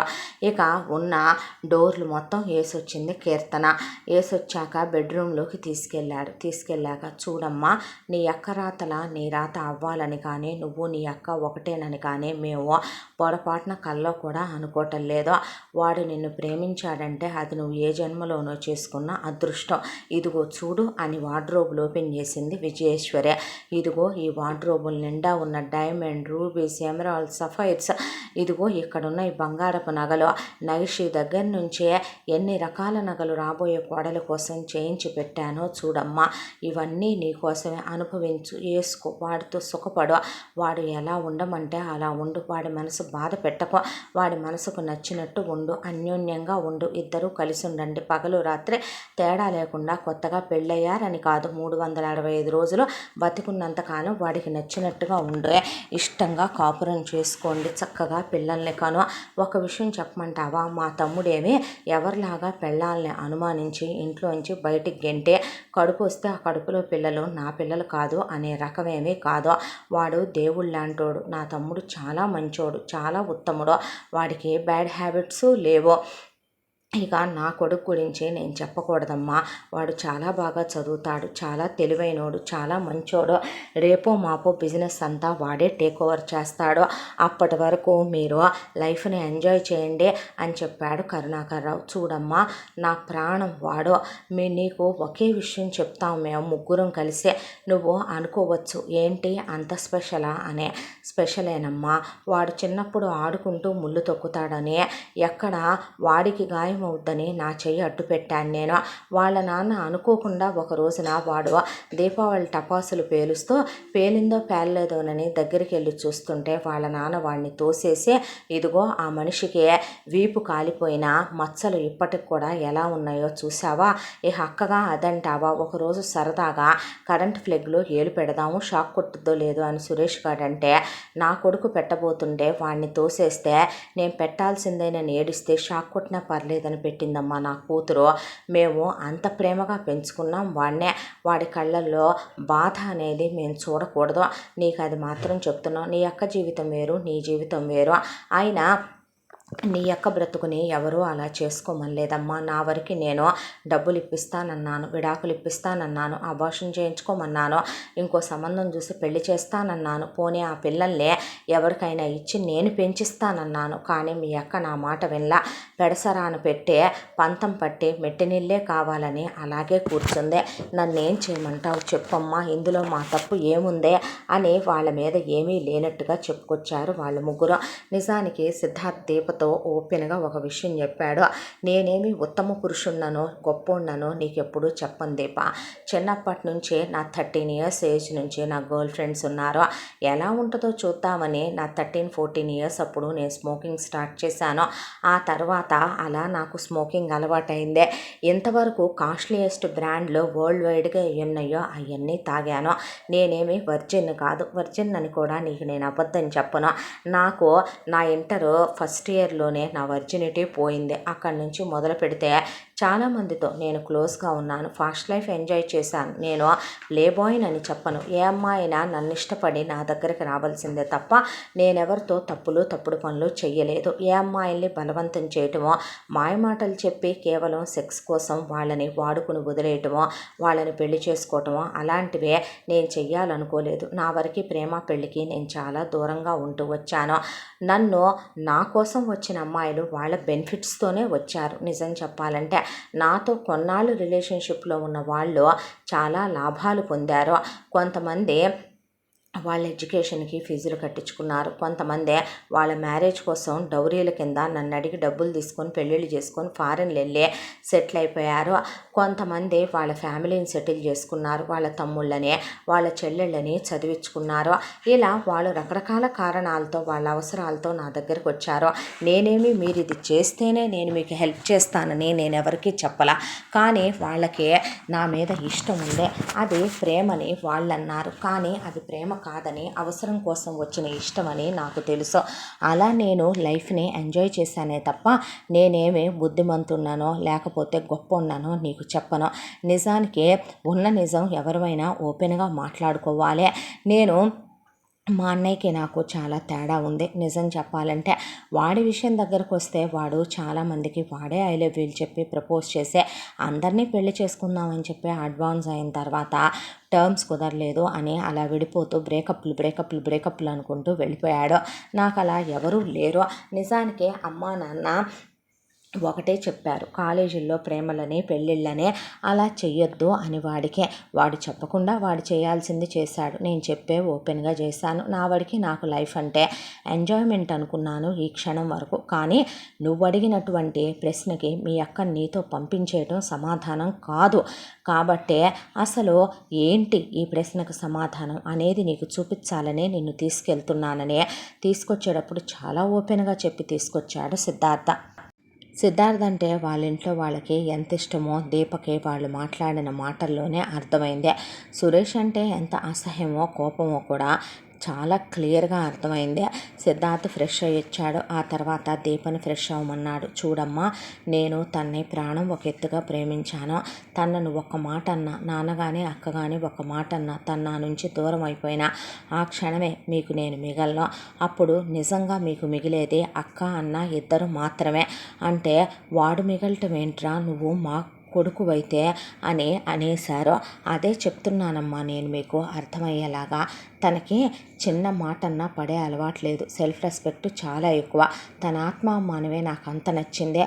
మీరు తన్నేమీ అంటానికి వీల్లేదు అన్నాడు. సరేననే ఈవెంట్ వాళ్ళని పిలిపించి చాలా భారీగా శోభనం ఏర్పాట్లు జరిపించారు. అమ్మ కూతుళ్ళు కలిసే శోభనం గదిలోకి ఎత్తెత్తున నగలేసి దీపని సిద్ధార్థ రూమ్లోకి పంపించారు. లోపల వాళ్ళిద్దరి మధ్య ఏమీ జరగలేదు, కానీ బయట వీళ్ళు మాత్రం చాలా చాలా జరిగిపోయినాయి అని ఊహించేసుకున్నారు. ఆ తర్వాత నుంచి కావాలనే సిద్ధార్థ్ దీప కలిసి దీప బయటికి వెళ్ళబోయినా సిద్ధార్థ్ వెళ్ళనిచ్చేవాడు కాదు. కావాలనే బయట దాకా తోసి చేయి పట్టుకొని లాగ అందరి ముందు మెడ మీద ముద్దు పెట్టుకోవటం, బొగ్గ మీద ముద్దు పెట్టుకోవటం, దగ్గరికి తీసుకోవటం, నడుము పట్టుకొని లాగటం, కింద డైనింగ్ టేబుల్ దగ్గర తీసుకొచ్చే అమ్మ తనకి ఇదంటే ఇష్టం వండించంటే 5 నిమిషాలనే వంటమ్మాయికి చిటికేసి కొడుకు అడగటమే ఆలస్యం వండిచ్చేసేదే విజయమ్మ. దీపకి కొసరు పెట్టటం, ఆ తర్వాత దీపని ముద్దులు పెట్టుకుంటూ మెట్ల మీదుగా అప్లిఫ్ట్ చేసి పైకి తీసుకెళ్ళటం. ఇక తన కొడుకుని కోడల్ని మాత్రం అస్సలు డిస్టర్బ్ చేసే తలుపులు తీసి బయటికి రమ్మనమని కూడా అనేది కాదు విజయమ్మ. నాన్న భోజనం పైకే పంపించినా నీరసం వస్తుందమ్మా, వద్దమ్మా మేమే కిందకు వస్తాం అని చెప్తే అలాగే నాన్న అనే డైనింగ్ టేబుల్ నింపించేసేదే అన్ని రకాల ఫుడ్స్తో. ఇక నాన్న బయటికి వెళ్ళొస్తారా, హనీమూన్కి వెళ్ళొస్తారా, లేదమ్మా కొన్నాళ్ళు ఇక్కడే లైఫ్ ఎంజాయ్ చేద్దాం అనుకుంటున్నాం అంటే నీ ఇష్టం నాన్న అనే కరుణాకర్రావు. నీకు ఎలా నచ్చితే అలాగే తమ్ముడు అనే కీర్తన. ఇలా తమ్ముడిని అక్కగా అమ్మాయి, అమ్మా నాన్నలుగా కొడుకుని వీళ్ళు సపోర్ట్ చేసుకుంటూ రావటం మొదలైంది. అలా ఒక 2 నెలలు గడిచిన తర్వాత దీపకి సిద్ధార్థకి మధ్య ఫస్ట్ టైం గొడవ స్టార్ట్ అయింది. ఆ గొడవ బయటికి వినపడేంతగా పెద్దగా వీళ్ళిద్దరు అరుచుకునేంతగా. ఏమైందిరా అంటే ఏమీ లేదమ్మా, మా జస్ట్ వైఫ్ అండ్ హస్బెండ్ మధ్య ఉంటాయి కదా చిన్న సిల్లీ ఫైట్స్ అన్న తర్వాత ఏమైందిరా అన్నాడు కరుణాకర్రావు. ఏం లేదు నాన్న అని సిద్ధార్థ్ లోపలికి వెళ్ళిపోయి ప్లీజ్ రా అర్థం చేసుకోరా అంటుంటే ఏంటండి వాడు అలా అంటాడు అంటే దీప ఎక్కడో విన్నట్టుంది డైలాగు, మూవీలోదిలే అన్నాడు సిద్ధార్థ్. అంటే నవ్వేసిందే. ఆ తర్వాత సిద్ధార్థ్ పడుకో దీప అంటే లేదు మీరు పడుకోండి, నేను పడుకున్నా నాకు నిద్ర రాదని వచ్చిన రోజు నుంచి అలా ఆలోచిస్తూనే కూర్చుంటుంది. నిజం చెప్పాలంటే బయట వాళ్ళందరి ముందు ఏదో నోరు తెరిచి ఒక ముద్దో 2 ముద్దలో తింటమో తప్ప గదిలోకి పంపిస్తే తిండి కూడా తింటలేదు. అలాగే పస్తులుండిపోతుంది. నాకు తినాలనిపించట్లేదు అంటుంది. బాల్కనీలోకి వెళ్ళి కూర్చుంటుంది. ఏంటో సిద్ధార్థ్కి ఒక క్షణం పాటు దీపం చూస్తే జాలి, బాధ, ఒక క్షణం భయం కూడా వేయటం మొదలుపెట్టింది. ఆ తర్వాత అలా ఆలోచిస్తూ ఉండగా వీళ్ళిద్దరూ రోజు గొడవలు పడుతూ మళ్ళీ ఒక 2-3 నెలలు టైం గడిచిపోయింది. ఎందుకమ్మా మీరు అలా అనుకుంటున్నారో, ఇది మీకు చెప్పే విషయం ఏమీ కాదులేండి అత్తయ్య, మా ఇద్దరికి సంబంధించిన విషయం. మనుషులు అన్నాక సెన్స్ ఉండాలి, కొద్దిగా అయినా సంస్కారం ఉండాలి. అంత సెన్స్లెస్గా నేనేం బిహేవ్ చేశానురా, నువ్వు చూసిందంతా నిజం కాదని చెప్తుంటే వినవేంటే, మరే నేనే అంత పిచ్చిదాన్ని, నీ గురించి నాకు తెలియదు మరే అంటే ఏంట్రా, ఏం లేదన్నాగా మమ్మీ అత్తయ్య గారు ఏం లేదు మీరు ఊరుకోండి అంటుంటే, ఏంటి వీళ్ళు వాడు నాకు తెలియదంటాడు, అది నీకెందుకు అంటదే, నాకు అర్థం కాని గోల అనుకునే లోపు ఒకరోజు దీప బయటికి వెళ్ళొస్తానని చెప్పి బయటికి వెళ్ళిందే. దీప అలా బయటికి వెళ్ళి వాళ్ళ అమ్మ నాన్నని చూసి తిరిగి వచ్చేలోపు సిద్ధార్థ్ ఒక అమ్మాయిని ఇంటికి తీసుకొచ్చాడు. ఎవర్రా ఇది అని అడిగింది విజయమ్మ. నా ఫ్రెండ్ అమ్మ, వేరే ఊళ్ళో ఉంటుంది, ఇక్కడికి వచ్చిందే. ఇక్కడికి వస్తే ఎక్కడో ఉండటం ఎందుకు హోటల్లో అని మన ఇంటికి తీసుకొచ్చా. అవునా, కింద గెస్ట్ రూమ్లో ఉండమను. పర్లేదమ్మా, కాసేపు నా బెడ్రూమ్ తీసుకెళ్ళాక కబుర్లు చెప్తాను, తను వెళ్ళిపోద్దులే, ఎటు ఫ్లైట్ టైం అవుతుంది, ఇంకో 4-5 గంటల్లో డ్రైవర్కి ఇచ్చి పంపిద్దాము అన్నాడు. ఆ తర్వాత ఆ అమ్మాయి వెళ్ళగానే బెడ్రూమ్లో క్లోజ్ చేసేసుకుని డోర్లో ఓ 4-5 గంటలు ఉన్న తర్వాత ఆ అమ్మాయి కిందకి దిగి డ్రెస్ మార్చుకుని వేరే డ్రెస్సులో డ్రైవరు తీసుకెళ్తే ఎయిర్పోర్ట్ దగ్గర డ్రాప్ చేసి రమ్మంటే వెళ్ళిపోయింది. వచ్చేటప్పుడు డ్రెస్సు వెళ్ళేటప్పుడు డ్రెస్సులో వెళ్ళింది ఏంటిది అంది కీర్తన. ఏమోలే ప్రతిదానికి నువ్వు కూడాను అంది విజయమ్మ. అంటే దీప ఇంటికి రానే వచ్చింది. రూమ్లోకి వెళ్ళిందో లేదో ఇక సిద్ధార్థ్, ఈరోజు నువ్వు నన్ను కొట్టాలి, గుర్తుపెట్టుకో అంటే, నా వల్ల కాదు, నువ్వు కొట్టకపోతే మా మమ్మీ నమ్మదు, నీ ఇష్టం అన్నాడు సిద్ధార్థ్. అన్న తర్వాత ఇక దీప లోపలికి వెళ్ళాక, మనిషివా పశువా నువ్వు, కాస్తైనా సెన్స్ ఉండాలిరా, సెన్స్లెస్గా బిహేవ్ చేయకూడదు, మృగంలా బిహేవ్ చేస్తున్నావు నువ్వు అనే పాటికే, ప్లీజ్ నన్ను నమ్మరా అంటే, ఛీ మాట్లాడకు, నువ్వంటేనే అసహ్యం వేస్తుంది నాకనే, సూట్ కేసు సర్దుకో అనేసరికి సూట్ కేసు సర్దుకోవటం మొదలుపెట్టింది. అయితే నువ్వు లేనిది నేను బ్రతకలేను, నేను చచ్చిపోతానంటుంటే గబగబా పైకి వచ్చారు. ఏమైందమ్మా అంటే, ఏం లేదులేమ్మా. ఏమీ లేకపోవటం ఏంట్రా, అమ్మాయి సూట్ కేసు సర్దుకుంటుంటే, ఏమైందమ్మా, ఏమీ లేదులేండి. ఏంటి ప్రతి ఒక్కళ్ళు ఏమీ లేదంటారు, చెప్పకుండా మాకు అంటే, ఇదిగో ఈ బ్రా ఎక్కడి నుంచి వచ్చింది, మా బెడ్రూమ్లో ఎవరిదిదే అంటే, అమ్మ చూడమ్మా, ఇందాక తను వచ్చింది కదా నా ఫ్రెండు, వస్తే నీతో పాటు బెడ్రూమ్లో బెడ్ మీదకి వచ్చిందా, మన బెడ్రూమ్లో తన ఇన్నర్స్ నువ్వు తీసి దాచుకున్నావా, గుర్తుగా చేంజ్ చేసుకున్నావా, అమ్మ నువ్వు జ్యూస్ పంపించావు కదా, అది తన మీద వలకబోసుకుందమ్మా, దాంతో తను ఫ్రెష్ అవుతానంటే ఆ తర్వాత తను ఇక్కడే డ్రెస్ చేంజ్ చేసుకుంది, తను ఇక్కడ మర్చిపోయి వెళ్ళినట్టుంది, దాంతో నేను దీని డ్రెస్ ఇచ్చి దానికి వేసి పంపించానమ్మా. ఎవరి చెవులో పూలు పెడుతున్నావయ్యా నువ్వు, ఎవరంత పిచ్చోళ్ళు అనుకుంటున్నావు, పెళ్ళికి ముందు నువ్వు ఎన్నిటి దగ్గరికి వెళ్ళావో, ఎన్నెన్ని ప్రేమాయణాలు నడిపావో నాకు తెలీదా, అన్ని తప్పులు చేసిన నువ్వు ఇప్పుడు పతివ్రత పురుషుల్లాగా కబుర్లు చెప్పకు, దాన్ని నువ్వేం చేయలేదంటే నమ్మటానికి పిచ్చిదానిలాగా కనపడుతున్నానా నేను నీకు, పెళ్ళికి ముందు జరిగినవన్నీ దానికి ఎవరు చెప్పారు, మనోడేనంట, బుద్ధి లేదు వీడికి అసలు అంటే, అమ్మ పెళ్ళికి ముందున్నట్టే జీవితం పెళ్ళైన తర్వాత ఎందుకుంటుందే, ఉండదనే నమ్మాను కాబట్టి పెళ్లి చేసుకున్నావు కదే, కాపురం కూడా చేసుకున్నారుగా అమ్మ, బానే, ప్రతి చిన్న విషయాన్ని దెప్పి పొడుచుకోకూడదమ్మా, అలాగా జీవితం అన్న తర్వాత ఒకళ్ళతో ఒకళ్ళు ఏదో ఒక్క విషయంలోనైనా సర్దుకుపోతే కాపురాలు ఉంటాయా చెప్పు, ఎన్ని విషయాల్లో సర్దుకోమంటారండి, మీ అబ్బాయి డైరెక్ట్గా బెడ్రూములకే అమ్మాయిల్ని తీసుకొస్తుంటే ఇంట్లో మీరుండి గదుల్లోకి పంపించి తమాషా చూస్తుంటే నన్ను ఎంతవరకని భరించమంటారో, ఇలా బెడ్రూముల్లో రోజుకు అమ్మాయిని తీసుకొచ్చి రోజుకు ఒక ఇన్నర్ నన్ను వెతుక్కొని ఏడుస్తూ కూర్చోమంటారా దాసుకొని, అంత కర్మ నాకేం పట్టలేదు, దీప ప్లీజ్ నన్ను వదిలి వెళ్ళకే, నువ్వు లేకపోతే నేను బ్రతకలేను, చచ్చిపోతానని దీప వెళ్తుంటే సిద్ధార్థ్ కింద దాకొచ్చి దీప కాళ్ళు పట్టుకున్నాడు, పాదాలు వెనక్కి తీసుకుంటుంటే ఒక్కటేశాడు కాలు మీద, కొడుకు కాళ్ళు పట్టుకునేపాటికి నరాలు తెగిపోయినాయి విజయమ్మకి, కరుణాకర్రావు, కీర్తనకి. ముందు నువ్వు లే తమ్ముడు, లేరా నువ్వు ముందు, అమ్మాయి నువ్వు ముందు లోపలికి పద అన్నాడు కరుణాకర్రావు. నేనేమీ లోపలికి వెళ్ళనండి, తప్పులు చేసే వాళ్ళందరినీ క్షమించి కాపురాలు చేయాల్సిన అవసరం నాకేమీ లేదు, నా ఉద్యోగం నాకు ముద్ద పెట్టగలదు, కానీ నువ్వు వెళ్తే నేనే బ్రతకను, నేనే చచ్చిపోతాను, నేనే ప్రాణాలతో ఉండకపోతే ఎవరో పోతారని ఎవరో ఉండరని నా లైఫ్ని తగలబెట్టుకోమంటావా, నువ్వు రెడ్ హ్యాండెడ్గా దొరికిన తర్వాత కళ్ళతో చూసేయన్ని నిజాలు కాదు, ఒకసారి తప్పులు చేసిన మనుషులు లైఫ్ లాంగ్ అదే తప్పులు చేస్తారనుకుంటే పొరపాటు, షటప్ రాస్కెల్, కొద్దిగైనా సిగ్గుండాలిరా నీకు, ఎంత బాగా చెప్తున్నావు, ఒకప్పుడు తప్పులు చేశాను అని ధీమాతో చెప్తూ ఇప్పుడు మళ్ళీ నే తప్పు చేసి ఎంత బాగా రంకు నేర్చినమ్మ బొంకు నేరవదా అని ఎంత బాగా కప్పిపుచ్చుకుంటున్నావని దీప లాగి చెంప మీద ఒకటేసేపాటికే ప్రాణం కదిలిపోయి మాయని విజయేశ్వరి చెయ్యెత్తింది. అమ్మ తన నువ్వేమైనంటే నేను చచ్చినట్టే అనేసరికి అయ్యో అయ్యో అయ్యో నీకు దండం పెడతానమ్మా, నీ కాళ్ళు పట్టుకుంటా, నేను వాగవే అంటే నేనుండను అని దీప ఇంట్లో నుంచి వెళ్ళిపోయింది. అంతే సిద్ధార్థ్ కుప్పకూలిపోయి కళ్ళు తిరిగి పడిపోయాడు.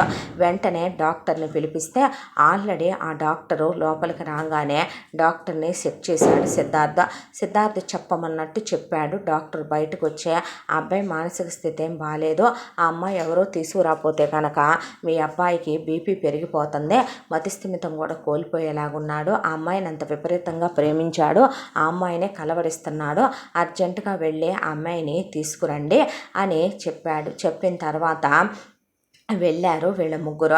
వెళ్ళిన తర్వాత నేను రానండి అమ్మా, నీకు దండం పెడతాం, మా వాడు అలాంటోడు కాదమ్మా, మా మాట నమ్మమ్మా. ఎవరినండి నమ్మమంటున్నారు మీరు, ఎవరిని నమ్మమంటున్నారు, నిజం చెప్పండి. మీ అబ్బాయి పెళ్ళికి ముందు ఏ తప్పులు చేయలేదా? మీ అబ్బాయిని నమ్మాను కాబట్టే ప్రేమించా, నమ్మాను కాబట్టే పెళ్లి చేసుకున్నా, నమ్మాను కాబట్టే నన్ను నేను అర్పించుకున్నా.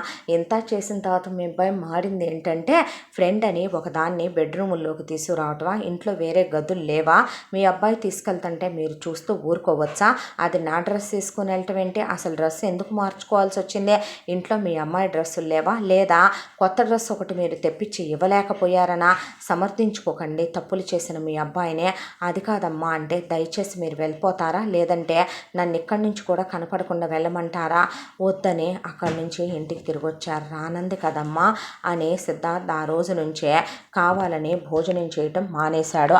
వీళ్ళందరూ నిద్రపోయిన తర్వాత ఆకలికి మాడిపోయి నైట్ స్విగ్గీ జొమాటో చేసుకొని ఫ్రెండ్స్ చేత వెనకమాల నుంచి తెప్పించుకొని బాల్కనీ సైడ్ నుంచే తిని ఫుడ్ ప్యాకెట్స్ కూడా వాళ్ళకే కిందకి ఇసిరేసి పడేయమంటం మొదలుపెట్టాడు.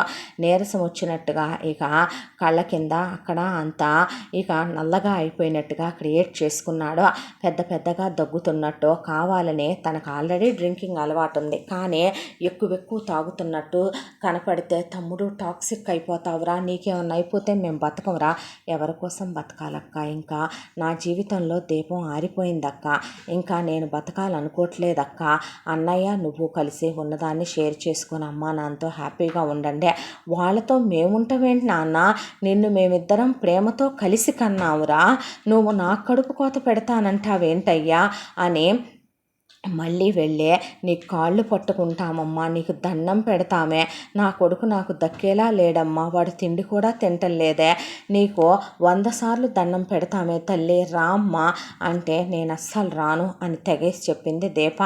దాంతో ఇక సిద్ధార్థ్కి సీరియస్గా ఉందని వెంటనే ఫోన్ వచ్చేసరికి పరిగెత్తుకుంటూ ఇంటికి వచ్చేసరికి బెడ్రూమ్లో తలుపులు మూసేసుకొని అమ్మగారు బాబుగారు బయట పడున్నాయమ్మా అని పనోళ్ళు తీసుకొస్తే ఏంటి నాన్న ఇదే అంది విజయమ్మ. ఏం లేదమ్మా, 4 నిద్ర మాత్రల బాటిల్స్ అవే వేసేసుకున్నాను, ఎక్కడైరా నీకు, మెడికల్ షాప్ వాడికి ఫోన్ చేసి పంపమన్నానమ్మా, డాడీ పేరు చెప్పి ఇన్ఫ్లుయెన్స్ వాడాను, ఇదే లాస్ట్ అండ్ ఫైనల్ టైంలో డాడీని ఇన్ఫ్లుయెన్స్ వాడటం, నాన్న నీ చావుకారా నా ఇన్ఫ్లుయెన్స్ అంటే తను లేని జీవితం నాకు వద్దమ్మా, నేను బతకాలనుకోవట్లేదు, తను నేను ఎంత ప్రేమించానో తెలుసా, తప్పు చేయలేదంటే ఆ పిచ్చిది నమ్మదేంటే, నిజంగా ఒకప్పుడు నేను గాలి వెదవనేనమ్మా, నువ్వు నాన్న సరిగ్గా పెంచుంటే అక్క తప్పులు చెప్పుంటే నేను అసలు అప్పుడే ఆ తప్పులు చేసుండేవాడినా చెప్పు అంటే, నాన్న అదే నువ్వు చెప్పలేదు కదమ్మా, కాబట్టేగా నేను ఆ తప్పులు చేశాను, అది పరిచయం అయిన తర్వాత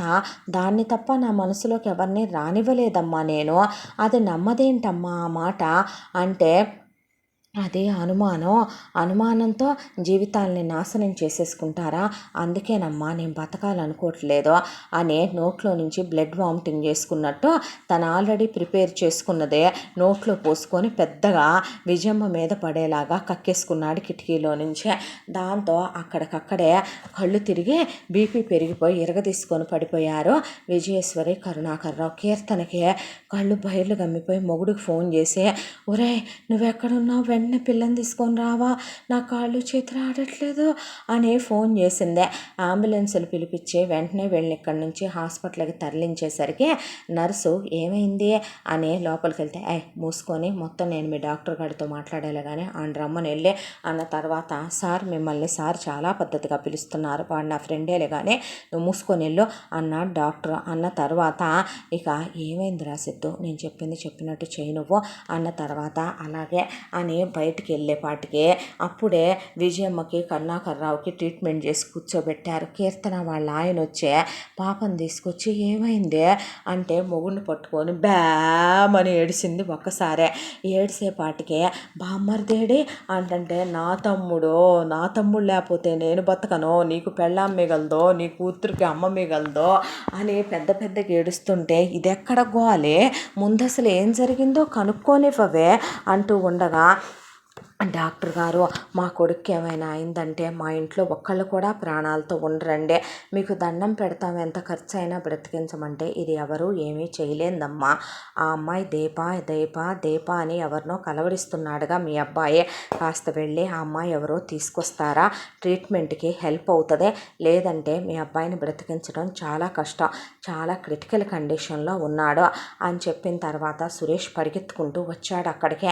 ఏమైందమ్మా అని అడిగితే ఏమీ లేదు లేరా, నువ్వు ఇక్కడే ఉండు అన్నాక కీర్తన పిల్లని తీసుకొని నువ్వు ఇక్కడే ఉండు, మేము ఇప్పుడే వస్తాం అని విజయేశ్వరి కరుణాకర్ అలాగే కీర్తన కలిసి పదమని ఇక ఫైనల్ టైం దీప దగ్గరికి వెళ్ళారు. వీళ్ళు వెళ్ళేటప్పుడు వీళ్ళు అలా దీప దగ్గరికి వచ్చి ఆగారో లేదో, ఏంటండి మళ్ళీ వచ్చారో అని అడిగితే, మేము చెప్పేది ఒక్కసారి వినమ్మా, కూర్చోండి ఇప్పుడే వస్తాను, దేవుడి దగ్గర దీపం పెట్టుకుంటున్నాను అంటే, కుంకుమ బొట్టు పెద్దగా పెట్టుకోవే అని విజయమ్మ అంటూ ఉండగానే ఈలోపు లోపలికి వెళ్ళి పూజ గదిలో నుంచే మీ అమ్మ మీ అక్క మీ నాన్న వచ్చారని ఫోన్ చేస్తే ఇక వెంటనే లేచి నుంచున్నాడు సిద్ధార్థ్. బామ్మర్ది అలా లేవకూడదమ్మా అంటే, బావ నోరు మూస్తావా నువ్వు అన్న తర్వాత, ఒరే అన్నాక మూసుకొని నాతో రండి మీ ఇద్దరు అని వాళ్ళిద్దరిని కారులో వేసుకున్న తర్వాత అక్కడికి ఇక వెంటనే జ్యోతి హాస్పిటల్లోనే ఉంటే జ్యోతిని తీసుకొని అక్కడ ఉన్న తన వేరే ఫ్రెండ్స్ని పిల్లల్ని హాస్పిటల్లోనే ఉంచి తీసుకొని రమ్మనమని చెప్పాడు. రమ్మనమని చెప్తే, ఇప్పుడు తను వద్దులే ముందు మీరు వెళ్ళండి అన్నాడు డాక్టర్ ఫ్రెండ్. సరేనని తను అక్కడే వదిలేసి ఆ తర్వాత వీళ్ళందరూ కలిసి బయలుదేరుతుంటే నేను వస్తాను అని వెనక నుంచి జ్యోతి కూడా పిల్లల్ని వేసుకొని బయలుదేరిపోయింది. ఆ తర్వాత ఇక ఒకవైపున లక్ష్మీ శ్రీనివాసరావు అదే గదిలో సైలెంట్గా ఉండమని చెప్పడంతో ఉన్నారు.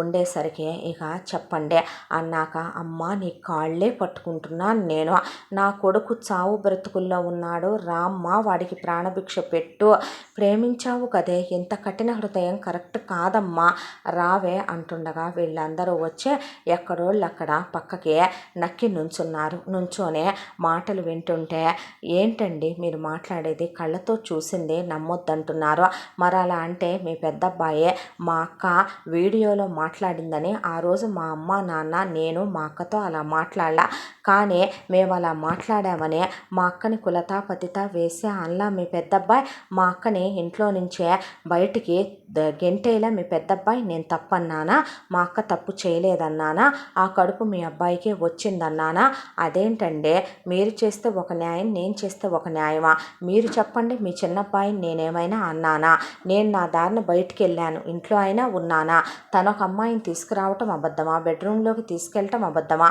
తీసుకెళ్ళి ఆ అమ్మాయి మంచం మీద దిండు కింద ఉండటం అబద్ధమా, మీ కళ్ళతో మీరు చూసి పెద్దవాళ్ళు అబద్ధాలు ఆడకూడదు, కళ్ళతో చూసినవన్నీ నిజాలు కాదు, ఎలా కాకుండా పోతాయి, ఓ మీ పెద్దబ్బాయిలా నా దగ్గర వీడియో ప్రూఫ్ లేదనా, అసలు ఆ వీడియో ప్రూఫే నిజం కాదు కాబట్టి అంటే ఏంటి మీరు మాట్లాడేదే, అవునే ఇక్కడ దాకా వచ్చింది కాబట్టి నిజం చెప్తున్నావు, ఈ నిజం నువ్వు చిన్నోడికి చెప్పినట్టున్నా ఎవరికైనా తెలిసినట్టున్నా నీ ప్రాణం తీయటానికి కూడా నేను వెనకాడనా, కానీ నా కొడుక్కి నువ్వంటే ఇష్టం, నువ్వంటే నాకు కూడా చాలా ఇష్టం, కాబట్టి చెప్తాను జరిగింది విను, నిజానికి నీకు ఓపెన్గా నిజం చెప్పాలంటే వాడు నా కన్న కొడుకు కాదు, ఈయన అన్న కొడుకు, వాడమ్మ బాబు పోతే వాడిని పెంచి పెద్ద చేశాము, ఆ తర్వాత వాడికి అసలు పెళ్ళే చేయకూడదు అనుకున్నాం, అలాంటిదే వాడికి పెళ్ళయిందే, మీ అక్కను చూసి వాడు మోజుపడి పెళ్లి చేసుకున్నాడు, వాళ్ళని విడగొట్టేయాలనుకున్నాం, సంవత్సరం హనీమూన్కి వెళ్ళి మోజు తీరిన తర్వాత వాడికి అనుమానం క్రియేట్ చేయాలనుకున్నాం,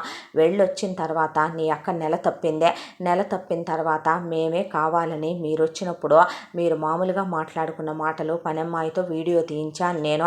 వాటిని డబ్బింగ్ ఆర్టిస్ట్ దగ్గరికి తీసుకెళ్ళి మార్చి మేము రాసిన డైలాగులు చెప్పించాం. కావాలని నీ అక్క మీద అనుమానం వచ్చేలాగా చేశాం.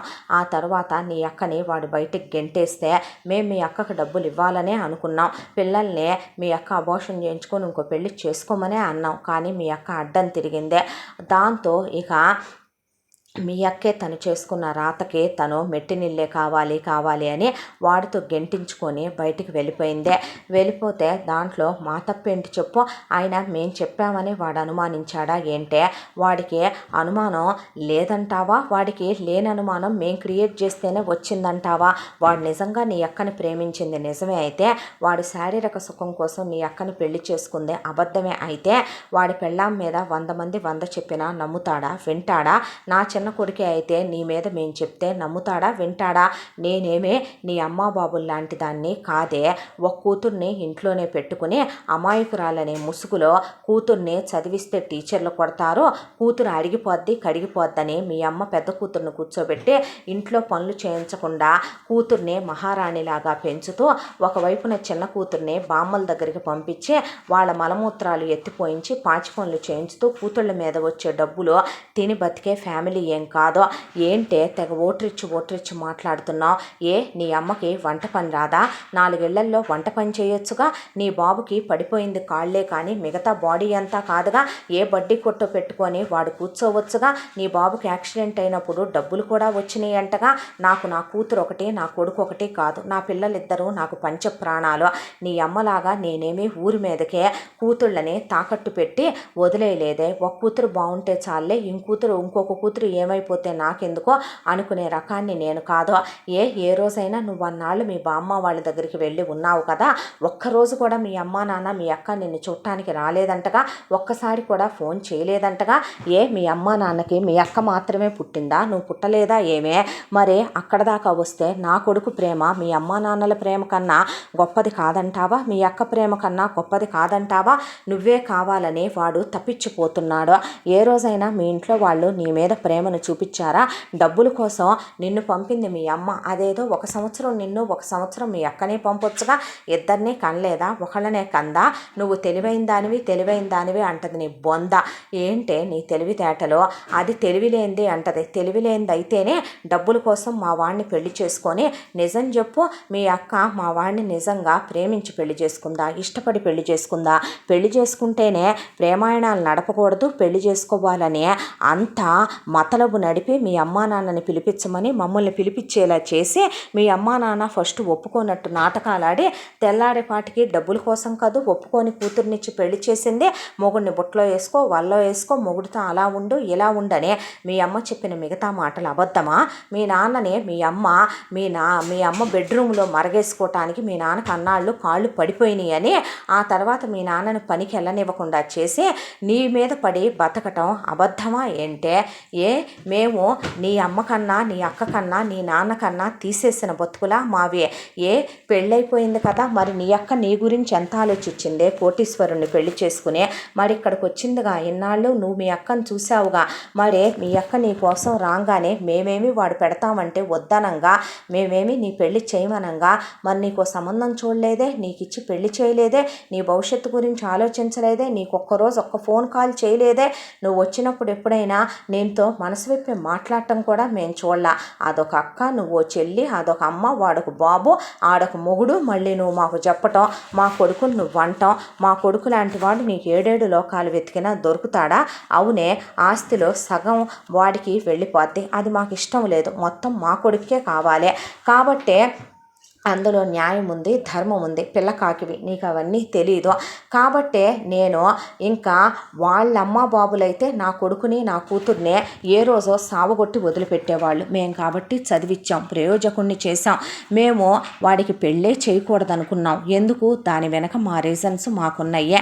నీ అక్క బయటికి వెళ్ళిపోతే వాడు పెళ్లి చేసుకోకుండా వాడికెట్టు ఉంపుడు కత్తెలతో తిరగటం అలవాటే. ఇప్పుడు నీ అక్కను తన్నిన తర్వాత నీ అక్క కడుపు వచ్చిన తర్వాత ఇన్ని రోజులుగా వాడు ఖాళీగా ఉన్నాడు అనుకుంటున్నావా?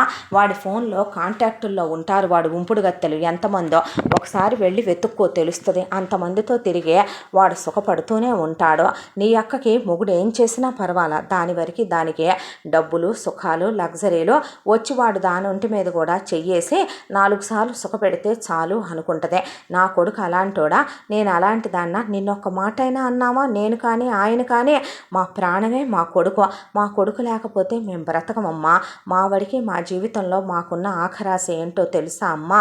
నా వరకు నా జీవితంలో నా భార్య, నా కూతురు, నా కొడుకు తప్ప నేను సంపాదించుకున్న నిజమైన ఆస్తి అంటూ ఏమీ లేదు. నిజం చెప్పాలంటే గనక వాడికి ఆ సగం ఆస్తి వెళ్ళటం అన్యాయం, తప్పు. కాబట్టే అది మా కొడుకే రావాలనుకున్నాం. మీ అక్క వెళ్ళిపోతే వాడు అలా బ్రతుకుతాడు. అప్పుడు నా కొడుకే ఏకఛత్రాధిపతి అవుతాడు. తప్పేంటి? మేము చేసింది తప్పని మేమేమీ ఒప్పుకోవట్లేదు ఇప్పటికి కూడాను అని విజయేశ్వరి వాళ్ళు మాట్లాడేపాటికి ఇక అందరూ లోపలికి వచ్చారు.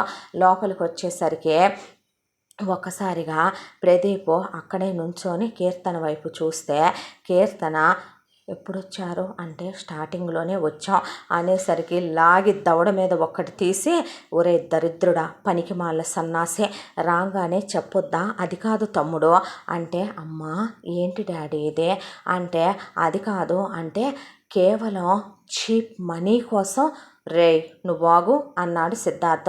అనేసరికి అది కాదు, మూసుకొని ముందందరూ ఇంటి దగ్గరకు పదండి అని, మీరు కూడా పదండి అని లక్ష్మి, శ్రీనివాసరావు, జ్యోతి, సురేషు, దీప, సిద్ధార్థ, ఆ తర్వాత విజయేశ్వరి, కరుణాకర్రావు, అక్కడ కీర్తన, ప్రదీపు, పాప మొత్తం అక్కడ ఇంటి దగ్గర హాజరుపడ్డారు. ఐఎమ్ సారీరా, వీళ్ళు క్రియేట్ చేసిన దానికి నేను నిన్ను చాలా తప్పుగా అర్థం చేసుకున్నాను. పర్వాలేదు, నువ్వేగా అంది, నన్నేగా. మనుషులన్న తర్వాత ఇలాంటివి జరుగుతూనే ఉంటాయి. నేనేమీ సీరియస్గా తీసుకోలేదు. నువ్వేదో ఒక రోజుకే నన్ను అర్థం చేసుకుంటావని నాకు బాగా తెలుసు అనేసరికి చీప్ మనీ కోసం ఇంతకి దిగజారిపోతారా అనేపాటికి శభాష్. ఇక్కడ ఎవరెవరికి వాళ్ళు చాలా గ్రేట్ పర్సన్స్, చాలా గొప్పోళ్ళు. అసలు అక్కడ దాకా వస్తే చెప్పు తీసుకొని కొట్టాల్సిందే నిన్ను రా అనేపాటికి ఒళ్ళు పొగరెక్కిందంటే బావని చూసుకోకుండా మాట్లాడుతాం. హే నోరు ముయ్, నీకు అసలు ఇక్కడ డైలాగ్సే లేవు, ఎక్కువ మాట్లాడితే పళ్ళు రాలుతాయి. 5 నిమిషాలు ముందు పుట్టాను కదా అని చెప్పి ఇంకా ఎక్స్ట్రాలు వాగావంటే పళ్ళు రాలగొడతానియ్యే. ఏంటి నీకు తెలిసింది? నీకన్నా నాకు చాలా ఎక్కువ తెలుసులే కానీ నోరు ముయ్. ఏంటి రాగి అంటున్నావు మర్యాద లేకుండా అంటే, అవును మరి వాళ్ళు క్రియేట్ చేసి చెప్పారా దీని మీద? వాళ్ళు క్రియేట్ చేసి చెప్పారనగానే యుగ పురుషుడివి, మహాపురుషుడివి, ఉత్తమ పురుషుడివి, పతివ్రత పురుషుడివి, గొప్ప పురుషుడివి, యోధుడివి, సిద్ధుడివి, యోగివి నువ్వు నమ్మేశావన్నమాట. అసలు నువ్వు ఉత్తమోత్తముడివి, ఇది పతివ్రతల్లోకి వెళ్ళా పతివ్రత కాబట్టి మీ ఇద్దరు ఒకళ్ళనొకళ్ళు క్షమించేసుకున్నాం అంటారు. ఇప్పుడు అసలు ఒకళ్ళు చెప్తే నమ్మాను అనటానికి నీకు సెన్స్ ఉందంట్రా? నువ్వు చదువుకున్నావు కదా. నువ్వు నిజం చెప్పాలంటే మీ ఇద్దరిదే కామంతో ఒకళ్ళ మీద ఒకళ్ళకి సెక్స్ చేసుకోవటానికి డబ్బు కోసం, హోదాల కోసం ఏర్పడిన రిలేషన్షిప్ తప్ప ప్రేమతో ఏర్పడిన రిలేషన్షిప్ అయితే నువ్వు అసలు ఆ వీడియో ఎక్కడి నుంచి వచ్చింది, ఏ నెంబర్ నుంచి వచ్చింది, ఏ సిగ్నల్ నుంచి వచ్చింది, నువ్వు ఇలాంటివన్నీ ఆలోచించుండేవాడివి. లేదా నువ్వు నిజంగా నీతిపరుడివి, గొప్పోడివి అయ్యుంటే కనుక అనుమానించటానికి 1,00,000 కారణాలు ఉన్నా నిజంగా ప్రేమించే మగాడైతే వాడు అనుమానించడు అక్కడ. ఒరే ఒక విషయం మర్చిపోయావేంటి? మా అమ్మ, నేను, మా నాన్న వచ్చాం. నిజంగా ఇది చెడిపోయి ఎవరితోనైనా కాలు జారి కడుపు చేయించుకొని వచ్చిందనుకో మా అక్క, అసలు అత్తారింట్లో గోడలకి చెవులుంటాయి అయితే మా అమ్మ ఏమైనా అంత పిచ్చిదనుకుంటున్నావా ఏంటి? ఎక్కడి నుంచోని కూతురు అత్తారింట్లోనే కూతురుకు నువ్వు అలా ఉండు ఇలా ఉండని మా అమ్మ మా నాన్న చెప్పటానికి అంత అండర్ ఎస్టిమేట్ నువ్వెలా వేసుకున్నావు? ఏ అత్తగారు చెప్పరు కదా. నేను ఒక మరదలుగా అక్కనే నీ కడుపు వచ్చిన విషయం కడుపులో దాచుకో, నీ ప్రియుడి గురించి నువ్వు దాచిపెట్టుకో అనే క్యారెక్టరేనని నా మొహం మీద నీకు అసలు ఏ యాంగిల్లో కనిపించింది? నాలాంటి దాన్ని చూసిన తర్వాత కూడా అసలు తప్పులు చేశారు అని ఒకళ్ళనే చీప్ డబ్బుల కోసం తప్పు చేశారా? అసలు ఆ తప్పు మొదలైంది ఎక్కడో తెలుసా? నీ అమ్మ బాబుల దగ్గర, నీ నానమ్మ తాతయ్యల దగ్గర. పిచ్చి పిచ్చిగా వాక్కో అన్నాడు సురేష్. నేనేం పిచ్చి పిచ్చిగా వాగట్లా, 5 నిమిషాలాగు, నిజాలు నీకు విత్ ప్రూఫ్లతో సహా ప్రూవ్ చేసే బాధ్యత నాదే, నీకెందుకే ఇవన్నీ అన్నారు లక్ష్మీ శ్రీనివాసరావు. నోరు మూసుకొని నువ్వు ముందు బయటికి పో, మా సంగతి మేము చూసుకోగలంలే కానీ అంది జ్యోతి. ఒక్కొక్కళ్ళని చెప్పు తిరగేసి కొడతా, నోరు మూసుకొని నుంచోకపోతే. నేను తమ్ముడు తనవాడైనా న్యాయమే మాట్లాడతాను. 100 మంది అపరాధులు తప్పించుకున్న ఒక నిరపరాధికి శిక్ష పడకూడదు అనుకునే మనిషినే. అసలు ఎవరి ఆస్తి ఎవడికి పెట్టాలిరా? ఎవడాస్తి ఎవడికి తింటున్నాడో తెలుసా నీకు? నీ ఇష్టం వచ్చినట్టు నువ్వు మాట్లాడటం, అక్కడ పెద్ద చిన్న వెనక ముందు ఆలోచించుకోకుండా వాళ్ళని నువ్వు ఒక్క మాట అన్నా కూడా ఊరుకోవటానికి ఇప్పుడు ఇక్కడ నేను సిద్ధంగా లేను అంది జ్యోతి. అనేసరికి ఏంటి నువ్వు మాట్లాడేదే అనేసరికి ఇక్కడ నీకు డైలాగులు లేవు జ్యోతి, నువ్వు నోరుమై, అమ్మా నాన్న మీకు అస్సలు లేవు, మూసుకోండి, రేయ్ నువ్వు విను చెప్పేది అనే శాంతమ్మ అని పిలిచేసరికి శాంతమ్మ అక్కడికి వచ్చింది మనవరాలిని తీసుకొని. ఒక్కసారి విజయేశ్వరి, కరుణాకర్రావు, కీర్తన అటు చూస్తే ఎవరా ఆవిడ అనుకుంటున్నారా? ఆవిడ మీ తాత ఉన్నప్పటి నుంచి మీ ఇంట్లో పనిచేస్తున్న పని ఆవిడ. జరిగిన ప్రతి నిజానికి ఆవిడ ప్రత్యక్ష సాక్షి. ఆవిడ దగ్గర అందరి దగ్గర లేనటువంటి ఆల్బంలో దిగిన ఫోటోలు, ప్రూఫ్లు, చాలా వీడియో టేపులు కూడా ఈ ఇంట్లో స్టోర్ రూముల్లో మిగిలిపోయినాయి. పడేయమన్నాయి కూడా జ్ఞాపకాలుగా ఆవిడ దగ్గర ఇంకా మిగిలే ఉన్నాయి గతాల్లో. చూద్దువుగాన్లే, ఆగు, కంగారు పడకు అనేసింది దీప. అన్నాక చెప్పు శాంతమ్మ, ఎందుకు వెనకాడుతున్నావు, ఎందుకు ఆలోచిస్తున్నావు, చెప్పు, నిజానిజాలు కావాలంట్లే, డబ్బుల కోసమే ఇదంతా చేశారంట్లే, నువ్వు ఒకసారి నిజం చెప్పు శాంతమ్మ అన్న తర్వాత ఎవరి డబ్బుల కోసం ఎవరు ఏం చేశారయ్యా? ఎవరిదనుకుంటున్నావు ఈ డబ్బు? ఎవరిదనుకుంటున్నావు ఈ ఆస్తే? మీ నాయనమ్మ గారి పేరు నారాయణమ్మ, మీ తాతయ్య పేరు కుటుంబరావు. ధర్మం న్యాయం అనేది మాట వరుసకైనా పాటించని మనుషులు మీ నాయనమ్మ తాతయ్య. వాళ్ళకి మీ నాన్న పెద్ద కొడుకు. మీ నాన్న కోటేశ్వరరావు అంటే పంచ ప్రాణాలు మీ నానమ్మకి తాతయ్యకే. ఆ తర్వాత 8 సంవత్సరాలకి ఇదిగో ఈ కరుణాకర్రావు గారు పుట్టాడు. ఈయన 8 సంవత్సరాలు చిన్నోడు అనేది ఒకటే. దానికి తోడు చిన్నప్పటి నుంచి కూడా ఈయనకి కాస్త ఆకతాయితనం, చలాకితనం ఎక్కువ. అందువల్ల అమ్మా నాన్నలు ఏదైనా చెప్తే సరదాగా తీసి పారేసే తత్వం. అంత చిన్న పిల్లాడికి ఏం తెలుస్తుంది? అయితే దాన్ని కోపంగా మార్చేసుకొని కారణం లేకుండా కరుణాకర్రావు గారినే చిన్నప్పటి నుంచే కొట్టడం, తిట్టడం, ఎండల్లో నుంచోబెట్టడం, వాతలు పెట్టడం, అమ్మా నాన్నలుగా కాకుండా నిజం చెప్పాలంటే కర్కశంగా ప్రవర్తించే వాళ్ళు మీ నాయనమ్మ తాతయ్య. అన్నయ్య ఏది చెప్తే అది వినాలి, అన్నయ్య ఏం చెప్తే అది చెయ్యాలి నువ్వు అనే నేర్పించేశారు కోటేశ్వరరావుకి. పెద్దయ్యే కొద్దే కరుణబాబు మీద కోటేశ్వరరావు గారు పెత్తనం చేయటం మొదలుపెట్టాడు, అజమాయిషి చేయటం మొదలుపెట్టాడు, దాష్టికం చేయటం మొదలుపెట్టాడు. అమ్మా నాన్నలు అతి క్రమశిక్షణలో పెంచటం ఒకటే, అన్న బానిసలా చూడటం ఒకటే. పిరికివాళ్ల తయారైపోయాడు కరుణాకర్రావు గారు. ఇక తమ్ముణ్ణి చాలా హీనంగా చూసేవాడు కోటేశ్వరరావు. కొట్టటం, తిట్టటం, ఇక తల్లిదండ్రులుగా వాళ్ళు కొట్టడం, హింసలు పెట్టడం. ఇంత దాంట్లో ఆయనకున్న ఒకే ఒక్క ఊరట చదువు. అయితే మీ నాన్నకన్నా 8 సంవత్సరాలు చిన్నోడు కరుణాకర్రావు గారు.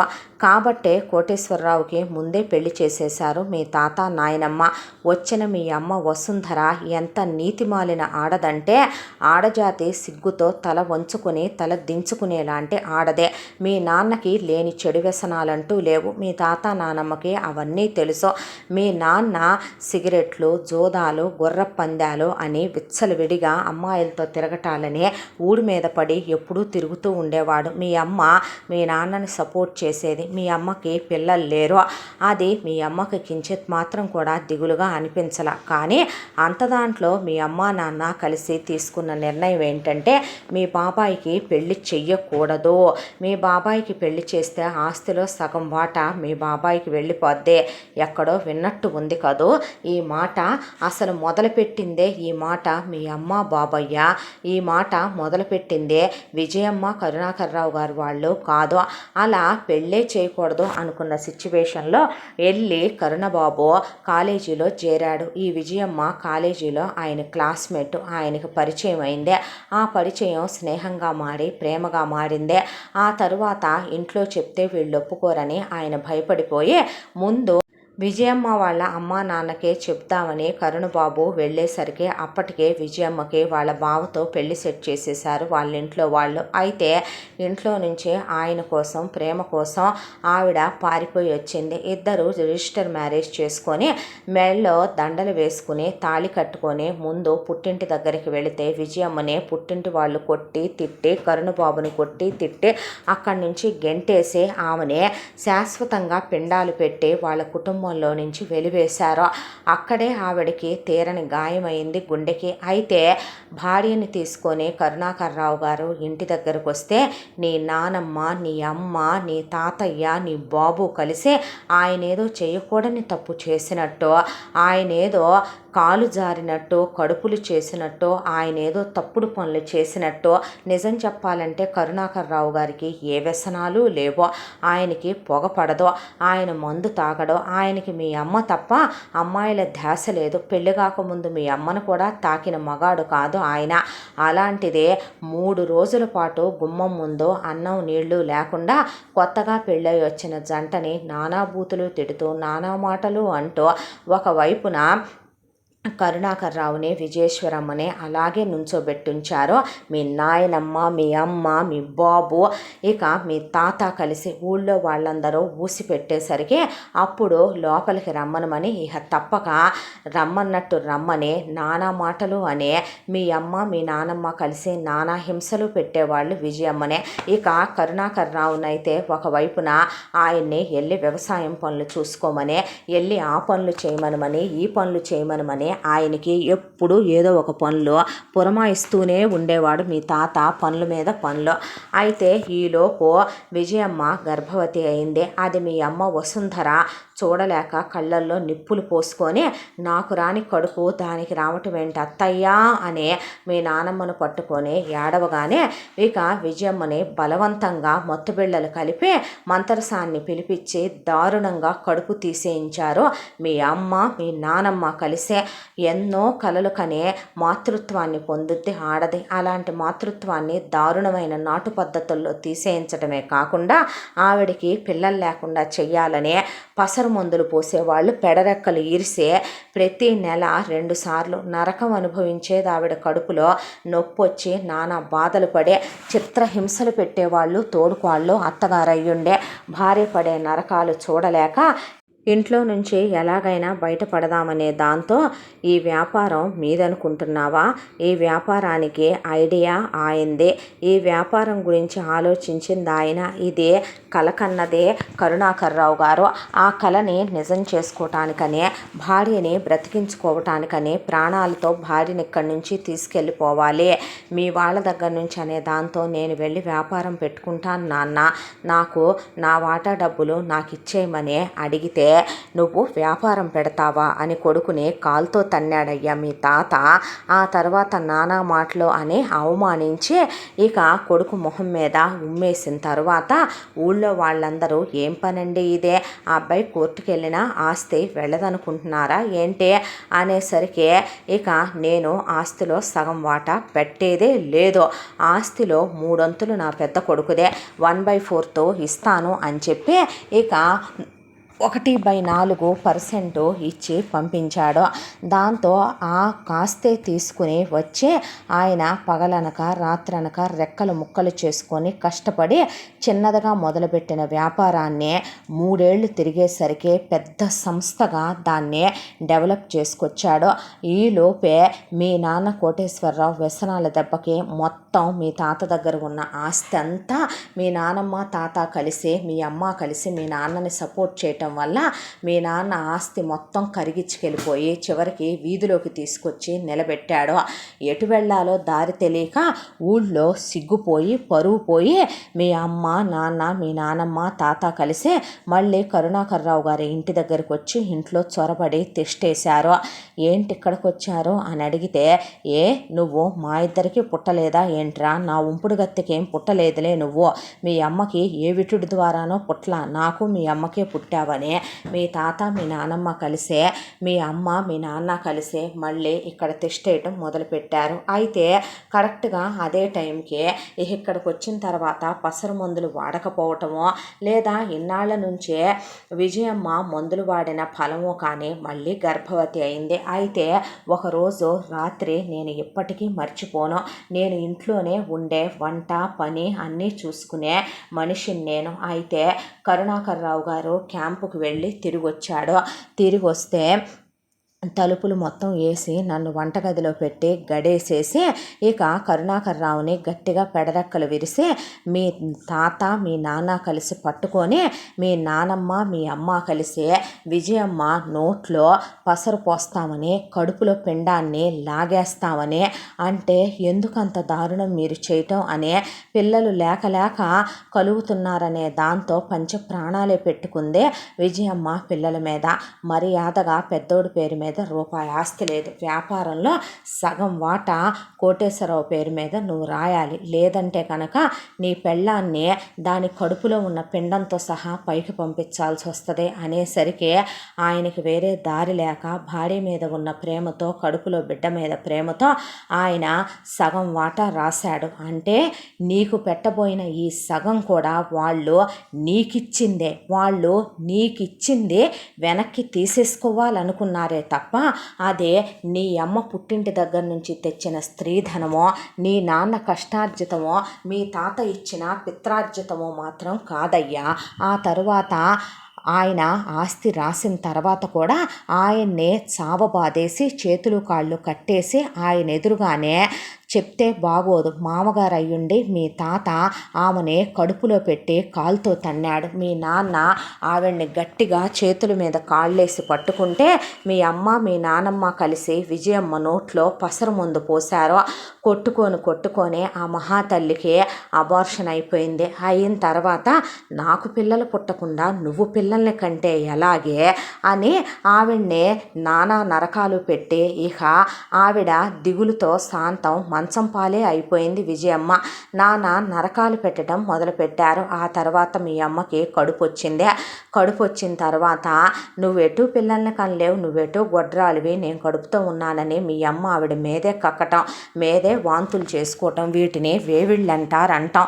కావాలనే మీ అమ్మ ఆవిడ్ని చిత్రహింసలు పెట్టి నాకు ఇవి తినాలనుంది అవి తాగాలనుందనే కాళ్ళతో తంతం, సీమంతాలు చేయించుకోవటం, హింసలు పెట్టటం. ఆ తరువాత మీ అమ్మ ప్రసవించి నిన్ను కన్న తరువాత ఆవిడ్ని నరకాలు చిత్రహింసలు పెట్టేసరికి డాక్టర్లు పసరులు పోసి అప్పటికే పెళ్ళై 10 ఏళ్ళు అయిపోయింది. ఇక పిల్లలు పుట్టకపోవచ్చును ఆవిడకని తేల్చేశారు. దాంతో దిగులు కూడైపోయింది. ఈ బతకటం కన్నా సావటం నయమనుకున్నారు వాళ్ళు భార్యాభర్తలు. అదే టైంలో కన్ను మిన్ను కానకుండా మీ అమ్మ మీ నాన్న మీ నానమ్మ మీ తాతయ్య నీ ఒంట్లో బాగలేదని నిన్ను ఈ విజయమ్మ దగ్గర వదిలిపెట్టి ఇక ఎక్కడో వెళ్ళి వస్తూ ఉండగా ఇసుకలారి గుద్ది లోయలో పడి చూసే దిక్కు లేక బయటకి తీసుకొచ్చి హాస్పిటల్లో చేర్చే దిక్కు లేక 3 రోజుల పాటు అలాగే రక్తపు మడుగులో ఉండి కొన ఊపిరితో కొట్టుకొని కుంగి కుళ్ళి కృషించి ఆ తర్వాత బతికుండగానే చీమలు పురుగులు పట్టి కొరికేసుకొని తింటూ ఉండగా నరకం అనుభవించి చచ్చారు. ఆ తరువాత నిన్ను దగ్గరికి తీసే అమ్మ నాన్న అనిపించుకున్న మాట నిజం. నిన్ను సావగొడదామని కూడా నీ పేరు మీద మీ నాన్నకి రాసిన షేర్స్ సగం బడ నీకే వస్తాయి కాబట్టి అది ఎప్పటికైనా వాళ్ళకి పిల్లలు పుడితే వాళ్ళ ఆస్తే వాళ్ళకే రాయించుకుందామనే నిన్ను వాళ్ళు దగ్గరికి తీసిన మాట నిజం. అయితే నీ అమ్మ పోతూ కొన ఊపిరితో ఉందని నీ అమ్మని హాస్పిటల్లో చేర్చారో బతుకుద్దని నీ అమ్మ మారుద్దని ఆశపడింది విజయమ్మ. పోతూ నీ అమ్మ అన్నమాట ఏంటో తెలుసా? ఉసే విజయ, మేము పోసిన పసర్లకి నువ్వు శాశ్వతంగా గొడ్రాలు అవుతావు, నువ్వు అమ్మా అని పిలిపించుకోలేవు కాబట్టి ఈ మొత్తం ఆస్తికి నా కొడుకే వారసుడు కావాలి, నా కొడుకే వారసుడు అవుతాడు, అయితే రాలే, నువ్వెప్పటికీ గొడ్రాలివే. నా కొడుకునే నువ్వు కనుక అమ్మలా పెంచకపోయినా నీ మొగుడు నాన్నలా చూడకపోయినా ఈ ఇంట్లో ప్రతి చోట మా ఆత్మలు తిరుగుతూనే ఉంటాయి. మేము నీ వంశాన్ని నీ తరతరాల్ని పట్టి పీడించాల్సి వస్తుంది, జాగ్రత్త. దెయ్యాలై పట్టైనా నీకు మనశ్శాంతి లేకుండా చేస్తాం. మా పిల్లాడికి ఏమన్నా అయిందంటే మాత్రం నిన్ను వదిలేదే లేదు అంటూ ఇక ఆఖరి మాటలు కూడా అంత పౌరుషంగా చెప్పిపోయింది మీ అమ్మ. ఆ తరువాత బాధ, కోపం పగగా మారి మీ అమ్మ చేసిన పనికే వాళ్ళు నిన్ను ఇలా చేశారే తప్ప నిజం చెప్పాలంటే వాళ్ళు చేసిన తప్పు ఏముంది ఇందులో. ఆ తర్వాత వాళ్ళు ఇల్లంతా కూలదోయించి ఈ ఇంటిని మళ్ళీ కొత్తగా కట్టించుకొని శాంతి పూజలు, హోమాలు, యజ్ఞాలు చేయించి వచ్చాక 2 సంవత్సరాల పాటు విజయమ్మ, కరుణాకర్రావు గారు ఆపరేషన్లే చేయించుకున్నారా, పసరు మందులే మింగారా, డాక్టర్లు చుట్టూ తిరిగారా, పూజలు, హోమాలు, యజ్ఞాలే చేశారా. ఆ తర్వాత ఆ మహాతల్లే నెల తప్పిన ఆవిడ్ని కాలు కింద పెట్టకుండా చూసుకుంటే కీర్తన పాప పుట్టిందే. ఆ తర్వాత మరొక 2 ఏళ్లకే డాక్టర్లు ఇక లాస్ట్ అటెంప్ట్గా ట్రై చేద్దామంటే అప్పుడు ఆవిడ కడుపుతో ఉంటే కడుపుని ఎంత జాగ్రత్తగా చూసుకుందంటే ఆ మహానుభావురాలు వారసుడు పుట్టబోతున్నాడని ప్రాణమంతా పెట్టుకొని నిన్ను కందయ్య, సిద్ధార్థ బాబు మీ అమ్మ. ఆ తర్వాత 9 నెలలకి నువ్వు పుట్టావు. ఇక మీ అమ్మకి గర్భసంచి తీసేశారు. ఆ తర్వాత వీక్ అయిపోయిందని మీ అమ్మ, నాన్న, మీ అక్క నీ మీద పంచప్రాణాలే పెంచుకున్నారు. అది నిజం. చిన్నప్పటి నుంచి నీ కాల్లో ముళ్ళు దిగితే వాళ్ళ గుండెల్లో నుంచి రక్తం చిమ్మేదే. నిన్ను వాళ్ళేమీ అన్యాయం చేయలేదు సురేష్ బాబు. చదివిచ్చారు, పెంచారు, పెద్ద చేశారు. మీ నాన్న అన్యాయంగా ఆ రోజున ఆవిడ కడుపులో బిడ్డని మింగి మరీ రాయించుకున్నది ఆ సగం ఆస్తి. అంతకన్నా నీ పెళ్ళాన్ని ఆవిడ కొట్టటము తప్పు కాదు, తిట్టటము తప్పు కాదు. నీ పెళ్ళాం వెళ్ళమంటే వెళ్ళను అని అడ్డం తిరిగిపోయి నీ పెళ్ళాం అన్యాయంగా ఇక వాళ్ళ ఆస్తిని నువ్వు మింగాలనుకుంది. ఒక ఇదైతే మీ అమ్మ నాన్న మింగాలనుకుంది, ఇంకొక ఇదైతే అదే ఆస్తి కోసం నీ పెళ్ళాం నిన్ను పెళ్లి చేసుకొని పడగదిలో నిన్ను కట్టేసి చివరికి నువ్వెళ్ళి బిజినెస్ అంతా చూసుకుంటమే తప్ప సిద్ధార్థ్ బాబుని ఒక్కరోజు కూడా రమ్మనమని నువ్వు అన్న పాపాన పోలేదు కదా. ఆస్తి వాళ్ళదే, అనుభవించేది మీరా? వాళ్ళకు మాత్రం బాధ ఉండదా? మీ బాబాయికి మీ అమ్మ పెళ్లి చెయ్యాలి అని ఒక్కరోజు అనుకుందలేదే. సగమాస్తి కొట్టేయాలని మీ బాబాయికి పెళ్ళే కాకూడదని మీ అమ్మ నాన్న అనుకుంటే కానీ తప్పు. వాళ్ళ ఆస్తి నీ బాబు నీ అమ్మ కలిసి అన్యాయంగా ఆయనతో సంతకం పెట్టించుకొని ఆయన కష్టార్జితాన్ని, ఆయన కలల్ని నీకు సగం రాయించి వాళ్ళు రాయించుకొని పోతే వాళ్ళ ఆస్తి తిప్పి వాళ్ళు తీసుకోవాలని నీకు పెళ్లి చేయకూడదు అనుకోవటంలో తప్పేంటి? అయినా వాళ్ళు అనుమానాన్ని క్రియేట్ చేస్తే నీకు అనుమానం వచ్చిందా? మీ వంశంలోనే ఉందా అనుమానపు జబ్బు? మీ నాన్నే మీ అమ్మనే ఏ రోజు నమ్మినోడు కాదు. అంతకుముందు మీ అమ్మకి వాళ్ళ బావతో ఏదో ప్రేమాయణం ఉందని, మీ అమ్మకి పెళ్లి కాకముందు 2 కడుపులు పోయినాయని, పెళ్ళైన తర్వాత కూడా మీ నాన్న 10 కడుపులు తీయించాడు మీ అమ్మకి తనకు రాలేదనే అనుమానంతో. ఆ తర్వాత ఇహ నువ్వు పుట్టకపోతే నీ అమ్మ శాశ్వతంగా గొడ్రాలవుద్దని నిన్ను భూమి మీదకి తీసుకొచ్చారు మీ అమ్మ బాబు. మీ రక్తాల్లోనే ఉన్న బుద్ధుల్ని ఎవడు మార్చగలడో? నిన్ను వాళ్ళేమీ అనుమానించమని చెప్పలేదే. నీ పెళ్ళాన్ని కొట్టమని, తిట్టమని, ఇంట్లోంచి గెంటేయమని విజయమ్మ చెప్తే చేశావా? కరుణబాబు చెప్తే చేశావా? కీర్తనమ్మ చెప్తే చేశావా? నువ్వు అది నీ బుద్ధికి పుట్టింది కాబట్టే నువ్వు చేశావు. ఏమమ్మా తెగ పెట్టరేగిపోతున్నావో? నువ్వు చేసుకుంది డబ్బుల కోసం కాదా? అంతోటి ప్రేమ పొంగుకొచ్చి చేసుకున్నావా? మరి అంతకాలంగా నీకు ఆ ప్రేమ ఎవరి మీద పొంగుకు రాలేదే? నోట్లో నుంచి మాట బయటికి రాదు నీకు. నీ చెల్లెల చేత పాచి పనులు చేయించి బతికిన జన్మలు మీయే. మీరు కూడా మాట్లాడే వాళ్ళే. ఎక్కడ నువ్వు గట్టిగా మాట్లాడితే మీ అమ్మ చాకిర్లు చేయించేసుద్దో అనే నీ అమ్మకి నీ బాబుకి కంటానికి కమలల్ని కన్నా చాకిరీ చేయటానికి ఒక కూతురు, సుఖపడటానికి ఒక కూతురు. వాళ్ళు సుఖపడటానికి ఒక కూతురు, వాళ్ళు సుఖపెట్టడానికి ఒక కూతురు. మీ బతుకులకి మీరు కూడా మాట్లాడే వాళ్ళే మళ్ళీ. మీరు చేసిన వేటికన్నా విజయమ్మ మిమ్మల్ని ఏమీ ఎక్కువ చేయలేదులే. నీ అమ్మ నీ నానమ్మ చేసిన వాటికన్నా నీ పెళ్ళాన్ని ఎక్కువ కొట్టలా, తిట్టలా, నీ పిల్లల్ని నిన్ను ఏమీ చెయ్యలేదు లేవయ్యా అనేసింది శాంతమ్మ. అని అక్కడే ఉన్నటువంటి ఆల్బమ్స్లో ఉన్న ఫోటోలు అవన్నీ విసిరి కొట్టి చూసుకో. ఇవన్నీ అందరి దగ్గర ఉన్న ప్రూఫ్లే ఇప్పుడు బయట పెట్టి వాళ్ళు కేసు ఫైల్ చేసినా నీ గతి ఏమవుద్దో చూసుకో ముందో అనేసింది శాంతమ్మ. ఇప్పుడు అర్థమైందా ఇక్కడ తప్పొప్పుల గురించి మాట్లాడే అర్హత ఎవరికీ లేదో. మీ అమ్మా నాన్న చేసిన దానికి వాళ్ళ మనసులో కష్టపెట్టుకొని వాళ్ళు నిన్ను సాధించాలనే దాంట్లో నీతో పాటు మా అక్కను కూడా సాధించారేమో. మా అక్క తను పట్టిన పంతానికి తను బాధపడిందేమో. తనని అలా పెంచిన మా అమ్మా నాన్న వాళ్ళు బాధపడ్డారేమో. ఇందులో ఎవరికి శిక్షలు విధించాలి అంటే ముందు నీ నుండే మొదలు పెట్టాలేమో కదో. ఇది తెలియజెప్పాలనే ఇన్నాళ్ళు ఈ నాటకం ఆడిందే. క్షమించండి విజయ ఆంటీ, క్షమించండి అంకుల్. మీ అబ్బాయి నేను ప్రేమించుకోలేదు, పెళ్లి చేసుకోలేదు. ఈ నిజాలన్నీ బయటపడాలని, ఈ నిజాలన్నీ అందరికీ తెలియాలనే నాటకం ఆడాం అని దీప అక్కడి నుంచి బయలుదేరిపోతే దీప ముందే వెళ్ళిపోయింది. వెళ్ళిపోయిన తర్వాత సిద్ధార్థ్ అమ్మ నాన్న అక్క ఎందుకు చేశారా ఇవన్నీ? ఏం అవసరం ఉండి చేశావక్క? ఆస్తి కోసమా? ఆస్తి అంతా తమ్ముడుగా నాకు దక్కాలనుకున్నావా? పిచ్చిదానా, కక్కిన కూటికి ఆశపడతాడంటే నీ తమ్ముడు. ఏ అమ్మా ఎందుకే పిచ్చిదానా కన్నావు, అంత ప్రేమతో పెంచావు. అర్థమైందమ్మా. వాళ్ళు నిన్ను పెట్టిన నరకాలకి బాధలకి తిప్పి నువ్వు పగ తీర్చుకుంటే వాళ్ళకి నీకు ఉన్న తేడా ఏంటమ్మా? డాడీ ఇది నీ కళ, నీ కోరిక, నువ్వు సాధించావు. ఇదే మనదే. మనమే ఒకళ్ళకి దానం ధర్మం పడేసిన తర్వాత దాన్ని వెనక్కి తీసుకుంటే నువ్వు నాకు కక్కిన కూడు కట్టబెట్టినట్టు అవ్వదా? అయినా పిచ్చోళ్లే మీ ముగ్గురు. నాకు అర్థం కాని విషయం, రాజు అయినటువంటి సింహం అడవిలో ఉన్న అదే రాజే, జనారణ్యంలో ఉన్న అది రాజే. నాకు టాలెంట్ ఉందమ్మా, తెలివితేటలున్నాయి. నేను వేరే బిజినెస్ పెట్టుకోనైనా అంతకంతా సాధించగలను మీరు నాకు తోడుగా ఉంటే. వాడి సగమాస్తి వాడికే పారేయండి, నాకేమీ అక్కర్లేదో. మీరు చేసిన పనికి నేను ఎందుకు ఇంత బాధపడ్డానో తెలుసా?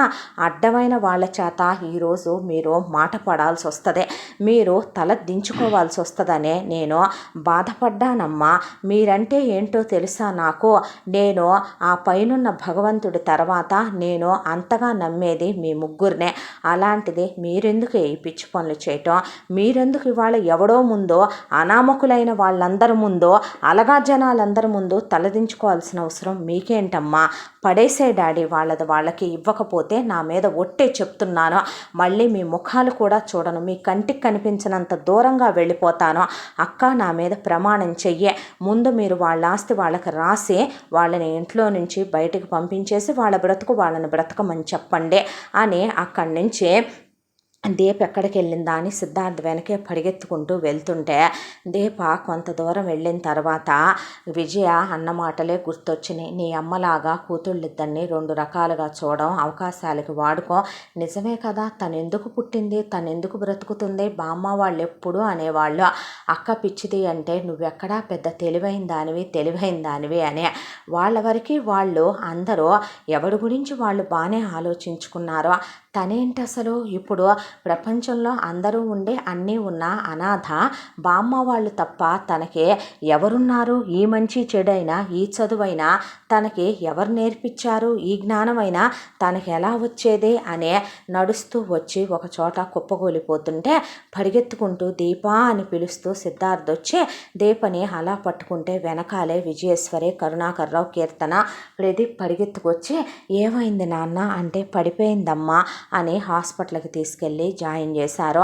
చూసిన సిద్ధార్థ ఫ్రెండ్ తను మెంటల్లీ ఫిజికల్లీ కూడా చాలా వీక్గా ఉంది. సిద్ధార్థ్ తనకి బాగా రెస్ట్ కావాలి, స్ట్రెస్ స్ట్రెయిన్కి తను దూరంగా ఉండాలి, పీస్ఫుల్ అట్మాస్ఫియర్లో ఉండాలి, తను చాలా హ్యాపీగా ఉండాలి. ఇన్నాళ్ళ నుంచి తనేదో చాలా పెద్ద వెయిట్స్ గుండెల్లో మోస్తున్నట్టుంది పర్సన్.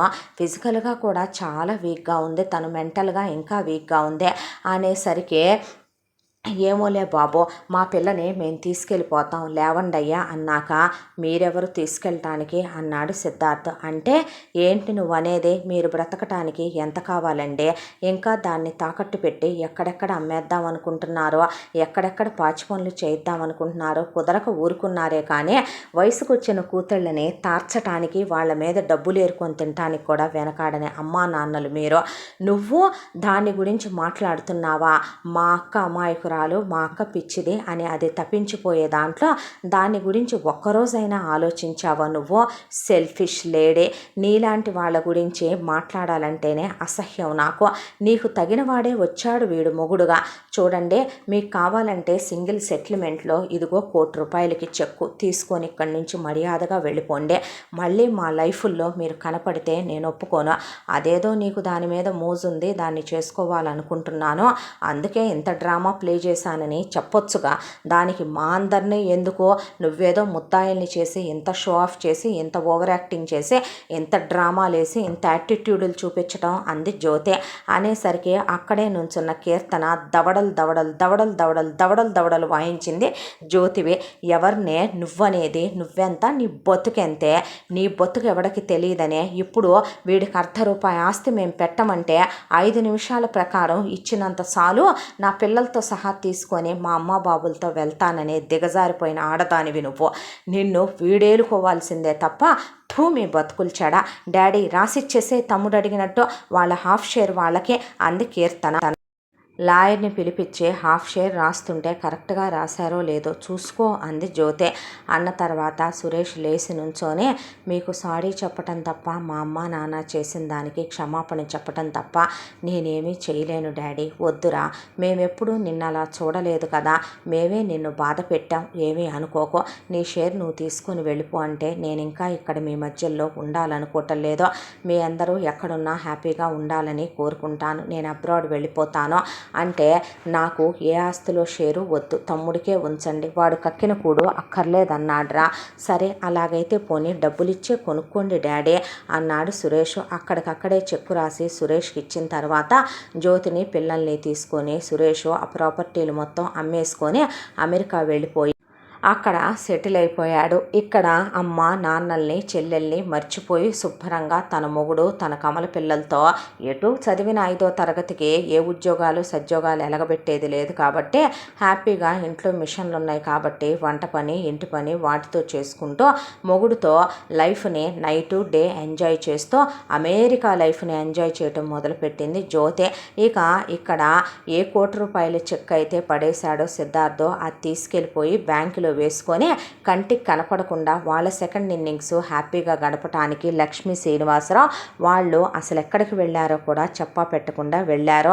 ఆ తరువాత ఇక దీప కోలుకొని నార్మల్ మనిషి అవటానికి చాలా టైం పట్టుద్దని డాక్టర్లు చెప్తే సిద్ధార్థ్ తన్నే ఒక ప్రశాంతమైన కూలెస్ట్ ప్రదేశాలకి తీసుకెళ్ళి తిప్పుకొచ్చాడు. 2 సంవత్సరాలకి దీపతో స్నేహం చేసి నవ్విస్తూ ఈ గతాల్లో నుంచి జ్ఞాపకాల్లో నుంచి మామూలు చేసి బామ్మ వాళ్ళ ఇంటికి తీసుకెళ్ళి అక్కడ జ్ఞాపకాల్ని మళ్ళీ రీకాల్ చేస్తూ ఇక ఆమెను నార్మల్ మనిషిని చేసి తిరిగి తీసుకొచ్చాడు. ఈలోపు విజయేశ్వరి కరుణాకర్రావు ఇక వాళ్ళు చేసిన తప్పుకి అన్నదానాలు అలాగే బోల్డన్ని గుళ్ళల్లో అర్చనలు అవి చేయించి ఒక 10 గుళ్ళే కట్టించారు.